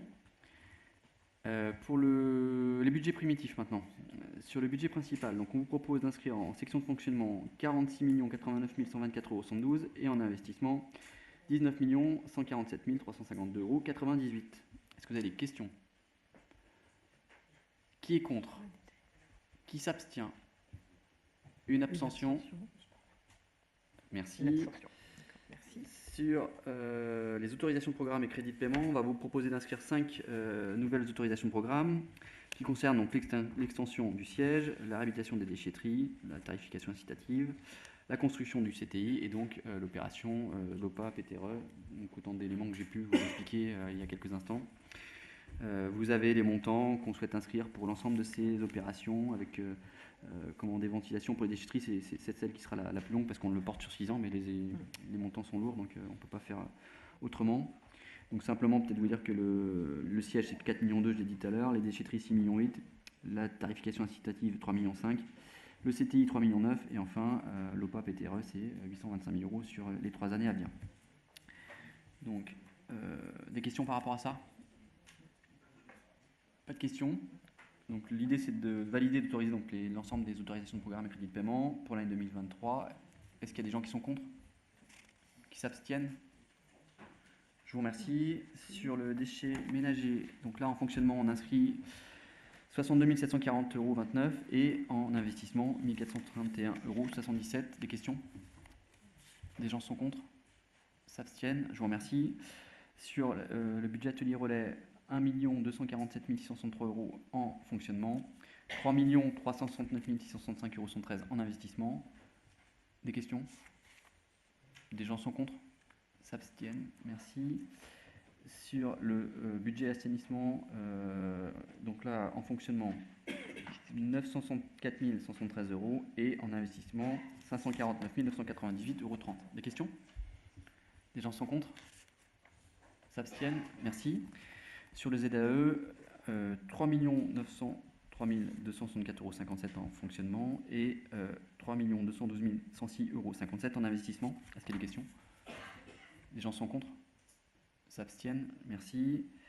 Sur le Vendéopole, on a donc 18 542 567,53 € en fonctionnement et en investissement 15 667 637,53 €. Est-ce que vous avez des questions? Les gens sont contre? S'abstiennent? Je vous remercie. On va passer maintenant à tout un tas de délibérations concernant, quelques-unes, parce que je vais peut-être passer la parole aux autres. Sur donc, des subventions. La première concerne donc, la SPL de la Tranche-sur-Mer pour les vélos régalades. Monsieur Thibault, vous êtes administrateur? Il faudrait que vous sortiez. Dans ces cas-là, il faudrait que vous sortiez. Oui. C'est peut-être mieux. Ouais. On peut éviter. SPL de la Tranche? Non, c'est la Tranche. C'est... Il faut peut-être mieux que tu sortes, oui. Bah oui, parce que Laurent G est administrateur aussi. Ah bah oui. Oui.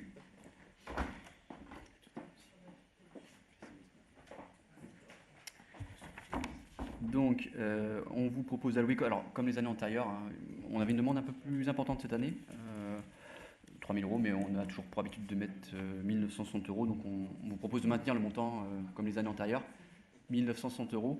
Vous avez des questions par rapport à cette subvention? C'est les vélos et régalades. C'est une manifestation. Pas de questions? Est-ce qu'il y a des gens qui sont contre? Qui s'abstiennent? Je vous remercie. Voilà, on peut les rappeler.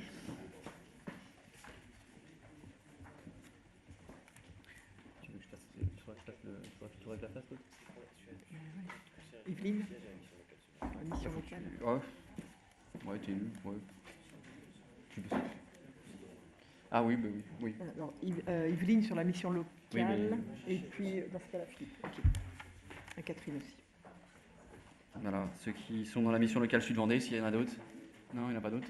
Qui sont administrateurs ou... Ah, voilà. Ouais. Ça peut arriver. C'est le problème dans les petites communes, hein. Tu sais, quand ils sont tous dans les assos, sinon, enfin... C'est ça. Chez nous, au département, c'est compliqué. Hein. Alors, du coup, là, c'est sur la mission locale Sud-Vendée. Donc, si ça passe en conseil communautaire, c'est parce qu'on est sur des montants supérieurs à 23 000 €. Et donc, ce qu'on propose d'attribuer, hein, c'est 1 € par habitant, hein, comme l'année antérieure. C'est 56 576 € pour l'année 2023. Des questions par rapport à ça? Pas de questions? Est-ce que des gens sont contre? S'abstiennent? Super, merci. Merci. Alors, hop, normalement, Je vais peut-être le faire. c'est sinon. Philippe, mais je pense que tu le fais en chaîne parce que... Ou alors Philippe le fera. Moi, je vais le faire. Non. Oui, vas-y. Le FSL. Pour les FSL, donc il n'y a pas de... Personne n'est intéressé, personne ne siège. Vous êtes pas, On a fait le conseil vous êtes pas au d'administration, FSL, on va là, voir. Philippe Mais Magali, elle est Le fonds de- salariée, elle n'est pas du Tout ce tout. qui est lié à l'habitat, là. Mais elle est pas là, Le fonds de Magali. solidarité pour le logement. Non, mais Le département, t'es pas dedans, toi, elle siège pas. elle pouvait rester, elle Catherine, elle siège pas elle est pas là, elle, donc, Catherine, t'es pas au FSL? Il est pas, toi?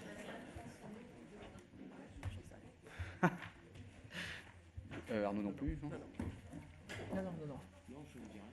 Tu veux que je la présente? Ah, tu veux le faire, vas-y.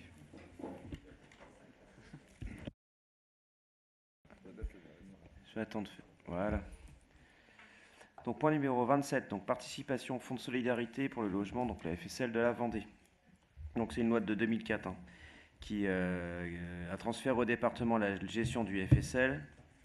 Ce fonds, donc je rappelle, est destiné aux personnes et familles éprouvant des difficultés particulières en raison notamment de l'inadaptation de leurs ressources ou de leurs conditions d'existence pour accéder à un logement décent et indépendant ou s'y maintenir et pour disposer de la fourniture d'eau, d'énergie et de services téléphoniques.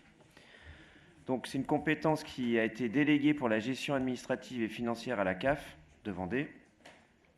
Les collectivités territoriales peuvent contribuer au financement du FSL et il est proposé pour l'exercice 2023 de voter une participation volontaire de 5 485 €, soit 10 centimes d'euros par habitant pour le territoire de la communauté de communes.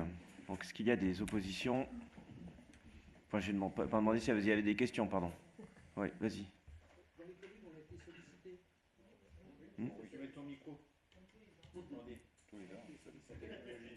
Si dans les communes. Pardon? C'est une compétence communautaire.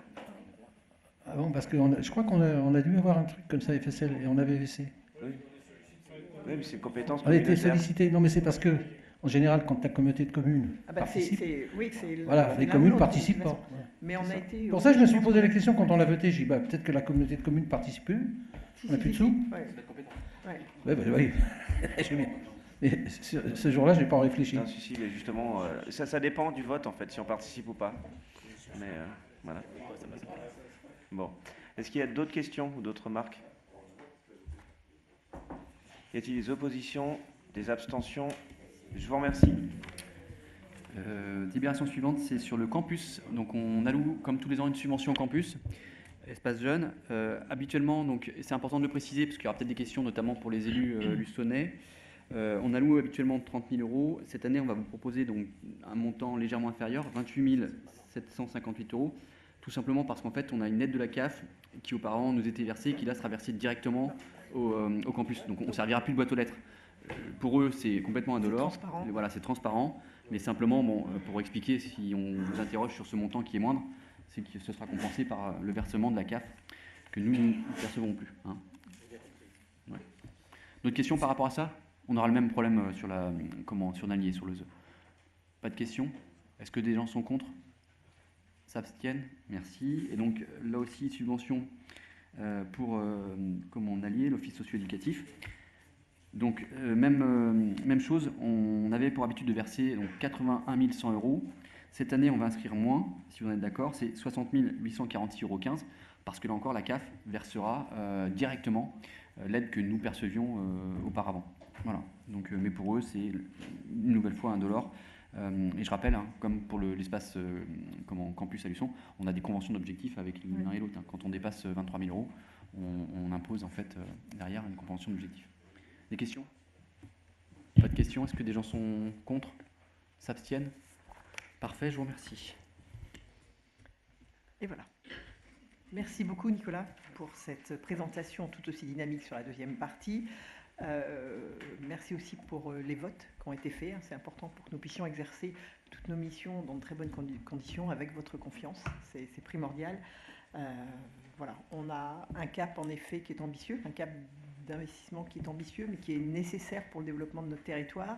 Et puis je dis toujours, en termes d'investissement, il faut toujours avoir une visibilité très très longue. On sait très bien que ça ne peut s'inscrire que sur le temps long. Voilà, c'est ce qu'on essaie de construire en vous présentant les APCP. Voilà, mais il est important de ne pas avoir de zone blanche. Voilà, d'avoir toujours des projets dans les tuyaux. Et ça, je fais confiance à mes collègues et aux commissions. Ça ne manque pas. Donc, merci beaucoup pour tous ces votes ce soir. Et puis, je passe la parole à Eric. Bonsoir à tous. Donc là, on va parler du marché de prestation de services pour le groupement de commandes contrôle, entretien, réparation du matériel de défense extérieure contre l'incendie, après réattribution des poteaux d'incendie à toutes les communes. Donc le groupement de commandes est piloté par la communauté de communes parce qu'on garde au sein de la communauté de communes tous les hydrants au niveau des zones d'activité. La notification du marché se fera... le marché va être attribué à partir de la notification et jusqu'au 31/12/2023. Il sera reconductible 3 ans de suite jusqu'au 31/12/2026. Il y avait 2 critères d'attribution. C'est un peu classique, 60% sur la valeur technique, 40% sur les prix de prestation. On a eu 2 candidats qui ont proposé leurs services, l'Assor et l'entreprise Odessi qui était notre prestataire jusqu'à présent, qui avait fait les remises à niveau et qui vous a fait un détail commune par commune. Et suivant le classement, l'entreprise retenue à la commission d'appel d'offres du 15 mars est Odessi de Brême-sur-Mer. Et vous avez les éléments en annexe à partir de la page 130. Si vous avez des questions, pas de questions. Donc je vous propose de passer au vote et d'attribuer le marché à Odessi, entreprise de Brême-sur-Mer, et d'autoriser Madame la Présidente à signer tous les documents nécessaires à ce marché. Qui est contre? Qui s'abstient? Merci. Merci beaucoup Eric. Et nous continuons sur les fournitures avec Pierre. Oui, bonsoir à tous. Ce soir, donc, nous continuons de nouveaux marchés pour le plan déchets. Je vous signale qu'il y a un marché qui est passé, qui était de la compétence du bureau. Hein, vous l'avez vu dans le début de vos documents. C'était le marché concernant le logiciel, hein, qui a été validé, voilà, par le bureau. Ce soir, donc, sont soumis à votre vote 2 autres marchés. Celui pour les points d'apport volontaires, avec 2 lots, donc des colonnes d'apport volontaire aériennes pour du verre, du papier et des emballages, et aussi des colonnes d'apport volontaire semi-enterrées ou enterrées, qui donc prendront en plus les ordures ménagères. Ça, c'est une offre qui doit se développer. Et puis dans ce lot 2, on intègre également les travaux de génie civil et de maintenance des équipements. Voilà. Donc concrètement, pour le lot 1, il y avait une seule entreprise qui a postulé. C'est l'entreprise Quadria à Saint-Jean-d'Ilac dans Gironde. L'estimation était à hauteur de 76 000 et elle a postulé pour 64 664. Donc c'est une entreprise connue, hein, qui ne pose pas de soucis. Voilà. Donc c'est la première offre. C'est l'offre que la commission d'appel d'offres vous propose de retenir ce soir. Hein, voilà. Et alors, le lot 2, il y avait 2 candidats, Aztec et Sulo. Là, le montant, évidemment, est plus élevé. Hein, l'estimation était à hauteur de 1 733 540. Et donc, Aztec nous fait une proposition à 1 778 000. Et Sulo était beaucoup plus élevé. Mais alors, je ne vous ai pas dit le détail de l'analyse. Le prix, bien sûr, compte, mais aussi beaucoup les aspects techniques, hein, à hauteur de 50%.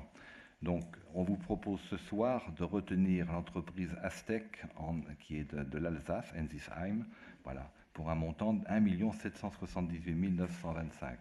Dans vos annexes, hein, vous avez le détail de tout cela. Hein, je ne vais pas vous encombrer avec. Et vous avez aussi des photos des équipements proposés, hein, donc vous pourrez les regarder pour voir quelle allure ça a, hein, ces points d'apport volontaire tant aériens que semi-enterrés ou enterrés. Voilà. Est-ce qu'il y a des questions sur ce marché? Qui est contre cette délibération? Qui s'abstient? Merci pour l'unanimité.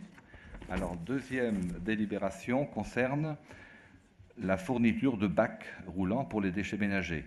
Donc évidemment, avec le passage à la redevance, l'enquête dont vous avez validé le marché dans un précédent conseil va démarrer cet été.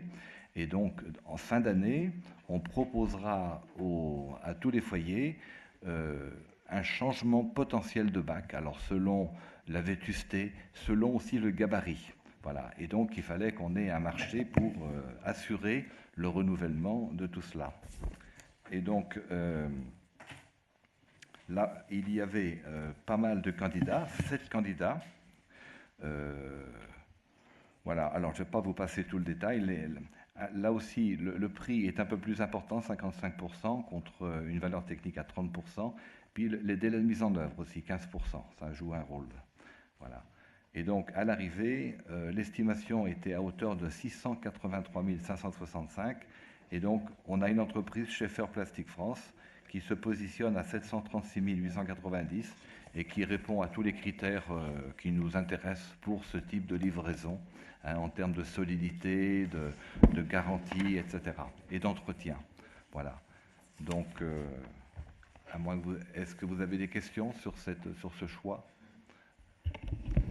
Excuse-moi Pierre, une question plus générale. Alors, c'est toujours la mienne en fait qui revient. Est-ce qu'il y aura possibilité pour les communes de lire l'adresse du bac, même pas le nom, parce que je comprendrais que pour des problèmes de RGPD, toujours sur le souci des poubelles qui traînent partout et dont on ne connaît pas les propriétaires. Donc je sais que ces poubelles vont être pucées puisque ça faisait partie du cahier des charges. Est-ce qu'il y aura possibilité pour les communes de récupérer l'adresse des bacs ou pas? Donc ça c'est un point. Alors ça c'est plutôt un problème de police après, hein, que tu soulèves là pour la propreté de la commune. C'est vrai que nous, on connaît. Alors, si à un moment donné, vous avez besoin de connaître des noms pour intervenir, je crois qu'il faudra trouver des arrangements, parce que ça, c'est un vrai souci qui peut se développer. Et donc, il faudra qu'on trouve des solutions. Alors, moins de sanctions peut-être, mais aussi de prévention, j'ai envie de dire. Hein, il y aura les deux axes à gérer dans ces cas-là, hein, puisque quand on connaît les gens, pour les sacs jaunes, c'est le cas déjà. Il y a un certain nombre de sacs jaunes dont on peut retrouver les propriétaires et on intervient toujours dans un premier temps pour expliquer le tri et tout ça. Ce n'est que dans un second temps que l'on peut sanctionner si besoin. Voilà. Est-ce que ça répond à ta question?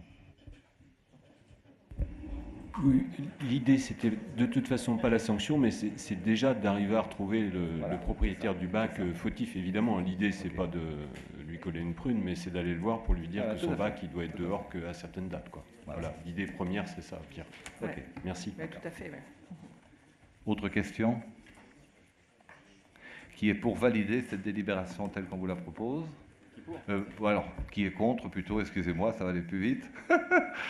Hein? Qui s'abstient? Bon, merci à vous. Je vous passe la parole. Merci Pierre. Hop, donc je prends la suite avec pratiquement une régularisation, hein, puisque c'est l'approbation de la dissolution et une modalité de transfert de l'actif du passif sur le syndicat mixte Sud Vendée Tourisme. On en a parlé tout à l'heure, puisqu'on a acté la fin de sa compétence au 31 décembre 2022. Vous aviez donc dans le corps de la délibération la clé de répartition, et puis vous aviez aussi le fait que la SPL Vendée Grand Sud souhaite acquérir le bien matériel qui restait, donc ça fera l'objet d'une délibération dédiée. Mais sur le principe, il vous est proposé donc d'approuver la dissolution du syndicat mixte Sud Vendée Tourisme, d'approuver que la clé de répartition pour les modalités de transfert de l'actif et du passif aux collectivités membres soit le nombre d'habitants, ce qui représente pour chaque collectivité la part suivante. Donc nous avions 29% pour la Comcom du Pays de Fontenay-Vendée, 13% pour le Pays de la Châtaigneraie, 13% pour Vendée-Sèvres-Authise et 45% pour la communauté de communes Sud-Vendée Littoral. D'approuver l'amortissement de l'ensemble des biens matériels et immatériels du syndicat mixte afin de libérer l'actif du syndicat et qu'il ne soit pas repris par les collectivités membres. D'autoriser que l'ensemble des recettes attendues soient réparties selon la clé de répartition validée, d'approuver le partage de la trésorerie du syndicat mixte entre les collectivités membres selon la clé de répartition, d'approuver le transfert et la conservation des archives du syndicat mixte à la communauté de communes du Pays de Fontenay-Vendée selon les modalités que vous aviez dans le corps du texte et de m'autoriser à transmettre et à signer les documents inhérents à cette délibération. Voilà, depuis... Oui. C'est une question un peu annexe. On avait dans notre attribution de compensation une déduction, mais pas que la commune de Chanay, je pense à d'autres communes des Pays Nés de la Mer, une déduction pour la subvention versée annuellement à Sud Vendée Tourisme. Qu'en sera-t-il? Bien, je vais me retourner. Non, je vais me retourner là. Non, je crois que M. Perrin, il n'a pas entendu. J'ai besoin d'aide pour la réponse. Oui, je vais répéter. Donc, on avait dans nos attributions de compensation une déduction pour le versement de la subvention à Sud Vendée Tourisme, la subvention annuelle, donc, qui date de la CLECT. Et je pense que ça doit être pour toutes les communes des Pays Nés de la Mer, des ex-Pays Nés de la Mer. Donc, qu'en sera-t-il de cette subvention qui apparaissait dans la CLECT? Ben, je pense qu'il va falloir faire l'historique. Là, j'ai pas l'historique en tête, donc on va vérifier et puis ça fera l'objet d'une CLECT, d'une discussion lors d'une CLECT l'année prochaine. Moi non plus, j'avais pas l'historique. Je savais pas qu'il y avait. Ok, bon, on reviendra vers vous rapidement. Et donc, je vous propose aux voix donc la délibération. Y a-t-il des voix contre, des abstentions? Je vous remercie. La prochaine délibération, c'est une modification d'une délibération que nous avons prise au mois de janvier 2023 qui concerne l'acquisition de l'emprise foncière pour accueillir l'aire de grand passage des gens du voyage. Pour mémoire, donc on avait un prix d'acquisition et un prix d'indemnité d'éviction. Donc il vous est proposé ce soir de modifier la délibération concernant l'acquisition en scindant le montant en deux parties. Alors, c'est une question aussi juridique. Et donc, il vous est proposé de rester sur le prix initial qui était de 9 000 € l'hectare, ou plutôt d'un total de 45 000 €, mais de modifier le prix d'acquisition de la parcelle sur la base de 4 500 € l'hectare, soit 22 500 €, et puis de verser au propriétaire une indemnité de changement de destination lié au futur zonage qui, évidemment, avec l'aire d'accueil des gens voyage, va changer dans le futur PLUI, pour un montant de 4 500 € l'hectare, soit un montant de 22 500 pour le propriétaire, ce qui nous amène au total de 45 000 € comme nous en avions délibéré au mois de janvier. Et donc, voilà, je vous ai proposé d'acquérir le terrain tel que je viens de vous le présenter en deux temps, et de m'autoriser à signer l'acte notarié et tous les documents relatifs à l'acquisition. Y a-t-il des questions? Non, dans ces cas-là, je mets aux voix. Y a-t-il des voix contre? Des abstentions? Non. Je vous remercie. Nous poursuivons dans le domaine des ventes de parcelles, et c'est donc Bruno qui prend la main. Pardon, bonsoir. Donc la première, c'est une annulation, en fait, c'est la vente de parcelles de terrain cadastré AB 485 qui est à la zone économique La Vigne des Ormeaux à Saint-Radégonde. En fait, c'est Rémi Mathéos qui a un garage qui entretient et modifie des voitures de course et entretient des vieilles voitures. Malheureusement, ce monsieur est en forte expansion, mais a passé son temps depuis qu'on lui avait vendu le terrain à chercher des mécaniciens pour l'aider à faire croître sa société, et il ne les a pas trouvés. Donc, comme il n'a pas trouvé ces mécaniciens, malheureusement, il ne veut pas agrandir sa société pour l'instant, et donc il arrête la vente du terrain. Voilà, malheureusement. Justement, d'ailleurs, à ce sujet, je fais une petite aparté. Si vous ne le savez pas encore, le 10 mai, nous avons organisé le Salon de l'Emploi qui a lieu à Luçon, à la salle Plaisance. Il y aura une conférence à partir de 9h30 faite par un cabinet extérieur sur comment attirer des gens et les retenir. C'est un bon sujet par rapport à ce qu'on vient de voir. Et à partir de 11h, ça sera ouvert. On a 32 entreprises qui sont présentes. Donc, il y a un grand nombre d'entreprises qui seront présentes. Et il y a 400 emplois à pourvoir. Donc, c'est bien que vous en parliez. Il y a une affiche qui est là. et qui est à votre disposition dehors. Je l'ai mis à un endroit stratégique, je l'ai mis à côté des verres. Je me suis dit qu'il y a plus de chances que vous la trouviez là à côté des bouteilles. Donc, si vous pouvez la diffuser, on va vous envoyer le support électronique aussi. Mais donc, notez bien ça, parce qu'il y a vraiment un énorme problème pour nos sociétés de trouver des employés. Et le cas de M. Matteo est parlant. Voilà. Oui. Bah, en fait, tout est lié, en effet. Tout est lié. Mais c'est vrai que ce salon de l'emploi, il est primordial. Enfin, on voit bien, les entreprises l'attendent. Ça permet... Déjà, eux-mêmes, ils se parlent, ils travaillent entre eux. Et puis, les demandeurs d'emploi découvrent la diversité des propositions que nous avons sur le territoire et pas forcément orientent leur recherche différemment que de cibler sur un type d'entreprise. Donc là, c'est un très, très beau forum, une très belle animation. Franchement, ouais, je vous invite vraiment à communiquer de votre côté aussi pour inciter les chefs d'entreprise et ceux qui sont en recherche d'emploi à venir à notre rencontre. Donc, ce qui vous est proposé, c'est d'abroger cette délibération et d'autoriser Madame la Présidente à signer des documents si c'est nécessaire. Quelqu'un est-il contre? S'abstient? Non? Merci. Les deux prochaines délibérations sont liées, en fait. Je vais vous expliquer plutôt que de les lire in extenso.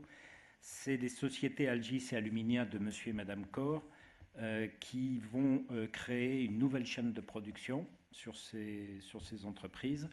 Il s'avère qu'une partie de l'endroit où ils veulent faire cette nouvelle extension est sur un terrain qui est lié à un crédit de financement qui a été fait en 2014. Voilà.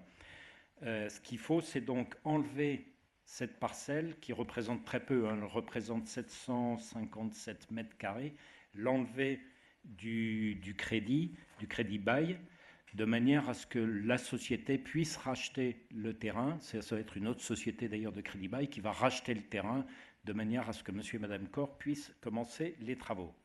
Est-ce que c'est clair? Donc la première délibération, c'est en fait la demande d'avenant au crédit bail, donc de retirer les 757 mètres du crédit bail de manière à pouvoir après, vous allez voir la prochaine délibération, les revendre et que monsieur et madame Corr puissent faire l'extension. Il y a un deuxième point dans cette délibération, dans la première, où j'enlève les 757 mètres, qui est une modification de l'article 9.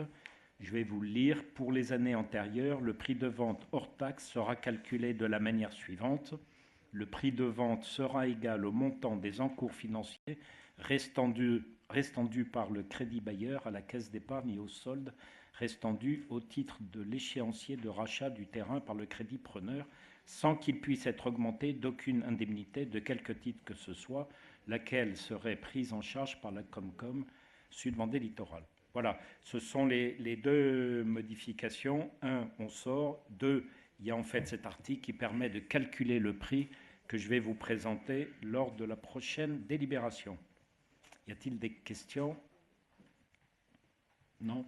Donc je vous propose d'approuver l'avenant au crédit bail du 24 juillet 2014, ça date d'un petit moment, portant au retrait dudit contrat d'une emprise foncière de 757 mètres, d'autoriser Madame la Présidente à signer l'avenant auprès des notaires et d'autoriser Madame la Présidente à se faire représenter le cas échéant. Quelqu'un est-il contre? Non. Abstention? Non. Merci. Et donc, la deuxième délibération, comme je vous l'ai expliqué, c'est la vente de la parcelle cadastrée ZS 107 sur la commune de Saint-Aubin-la-Plaine au Crédit Mutuel Real Estate, BPI France et Finamur, qui sont en fait les sociétés qui sont les financières de monsieur et madame Corr. Voilà. Donc, ce sont ces 757 mètres qui sont au prix de 10 € hors taxe, étant précisé que ce prix correspond à la valorisation des terrains portés dans le tableau d'amortissement du dit crédit bail. Il est également précisé que les frais de notaire seront à la charge de l'acquéreur. Ceci fait référence à ce que je vous ai expliqué juste avant. Y a-t-il des questions? Non. Donc, il est proposé de céder la parcelle de 757 mètres, de consentir cette vente au prix de 10 € hors taxe le mètre carré. Il est frais à la charge de l'acquéreur, d'autoriser Madame la Présidente à signer, d'autoriser Madame la Présidente à se faire représenter. Quelqu'un a-t-il des questions? Non. Quelqu'un est-il contre? Abstention? Non. Merci. Ceci dit, c'est un très beau projet encore de cette société qui va créer encore une nouvelle ligne de production en plus de ce que vous connaissez concernant la fonderie. Ouais. Merci. On continue à être super attractif. Nous poursuivons avec Dominique. 2 délibérations.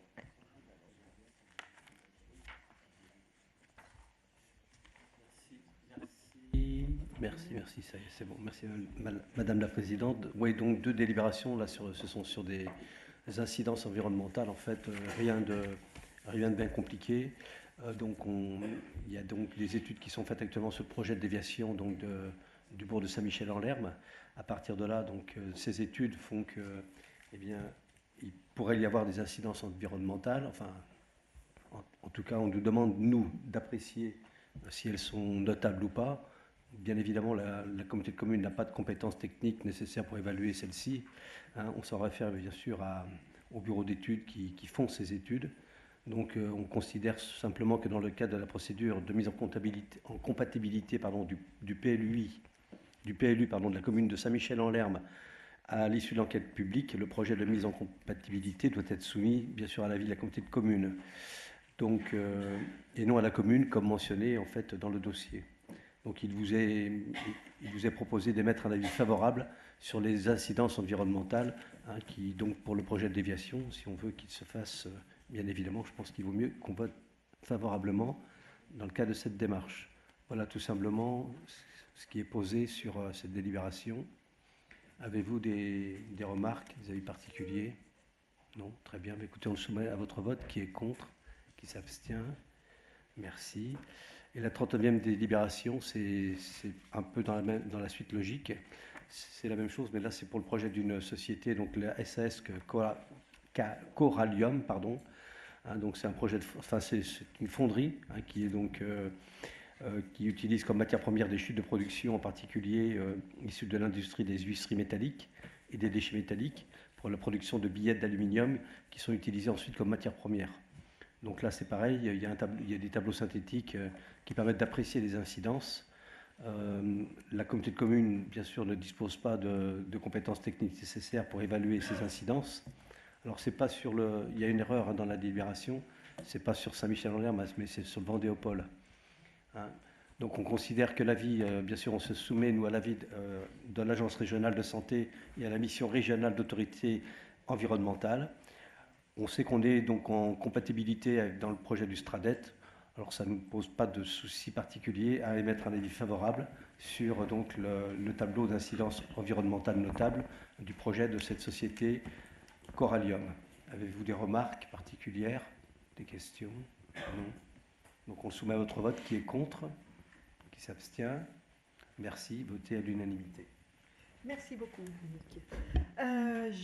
On poursuit avec notre plan climat, air, énergie territoriale. Avant de passer la parole à David, j'en profite pour rappeler que nous avons ouvert hier, mais tu allais peut-être le faire, notre semaine des initiatives Ensemble Acteurs pour le climat, avec hier donc une conférence sur quelle météo en 2050. Il ne fera pas plus froid, je vous rassure. Voilà, et puis donc n'hésitez pas à participer. Le programme, vous l'avez tous eu dans vos communes, donc un très très bon programme qui s'étale jusqu'au 18, la semaine prochaine, jusqu'au mardi prochain. Je te passe la parole, David. Merci Présidente, bonjour à toutes et tous. Effectivement, donc, pour poursuivre sur cette semaine des initiatives, donc, il y a un programme chargé. J'en profite et je le redis et remercier les services de la communauté de communes qui ont travaillé et particulièrement Samuel et Clémentine sur ce projet, la communication qui a aussi œuvré dans ce sens-là. Donc nous sommes sur cette première semaine. Il y a il reste encore des places, donc vous pouvez encore vous inscrire, n'hésitez pas, pour animer et venir partager ces ateliers-là. Pour revenir sur la délibération qui nous concerne ce soir, donc effectivement c'est au sujet d'une convention avec le CIDEF qui nous accompagne dans le cadre du plan climat, qui nous accompagne techniquement certes, et qui nous accompagne aussi à travers cette convention, qui nous propose de nous accompagner financièrement pour notamment la mise en œuvre et l'animation de ce plan climat. Vous savez que Samuel a été recruté pour assurer cette mission, et donc la convention qui vous est proposée ce soir, c'est que le CIDEV prenne en partie, à hauteur de 9 000 euros par an, la masse salariale de cet animateur pour 6 ans, donc pour un montant total de 54 000 euros. Voilà, je ne sais pas si ça apporte des commentaires ou des remarques. Qui est contre? Qui s'abstient? Merci. Merci beaucoup, David. Et nous poursuivons avec la dernière délibération, la modification du tableau des emplois que vous aviez, qui concerne 3 éléments. L'un sur la cuisine centrale, où il est proposé de créer un grade d'adjoint technique principal deuxième classe dans nom complet 14 heures par semaine. Ensuite, ça concerne le recrutement de l'administrateur système, réseau et sécurité pour assurer le remplacement de l'agent qui a été muté en interne. Donc, il convient de créer un grade de technicien à temps complet. Et puis, le troisième point, c'est le recrutement d'un agent du patrimoine spécialisé médiation en médiathèque pour la médiathèque de Mareuil. Il vous est donc proposé d'autoriser les créations proposées ci-dessus et de modifier le tableau des effectifs actualisé que vous aviez en annexe et de m'autoriser à signer les documents relatifs à ce dossier. Y a-t-il des questions? Je me vois, y a-t-il des voix contre? Des abstentions? Je vous remercie. J'en ai terminé pour l'ordre du jour formel. Je vais clore ce conseil communautaire. Y a-t-il des questions? Non? Rien de particulier? Eh bien, je vous remercie.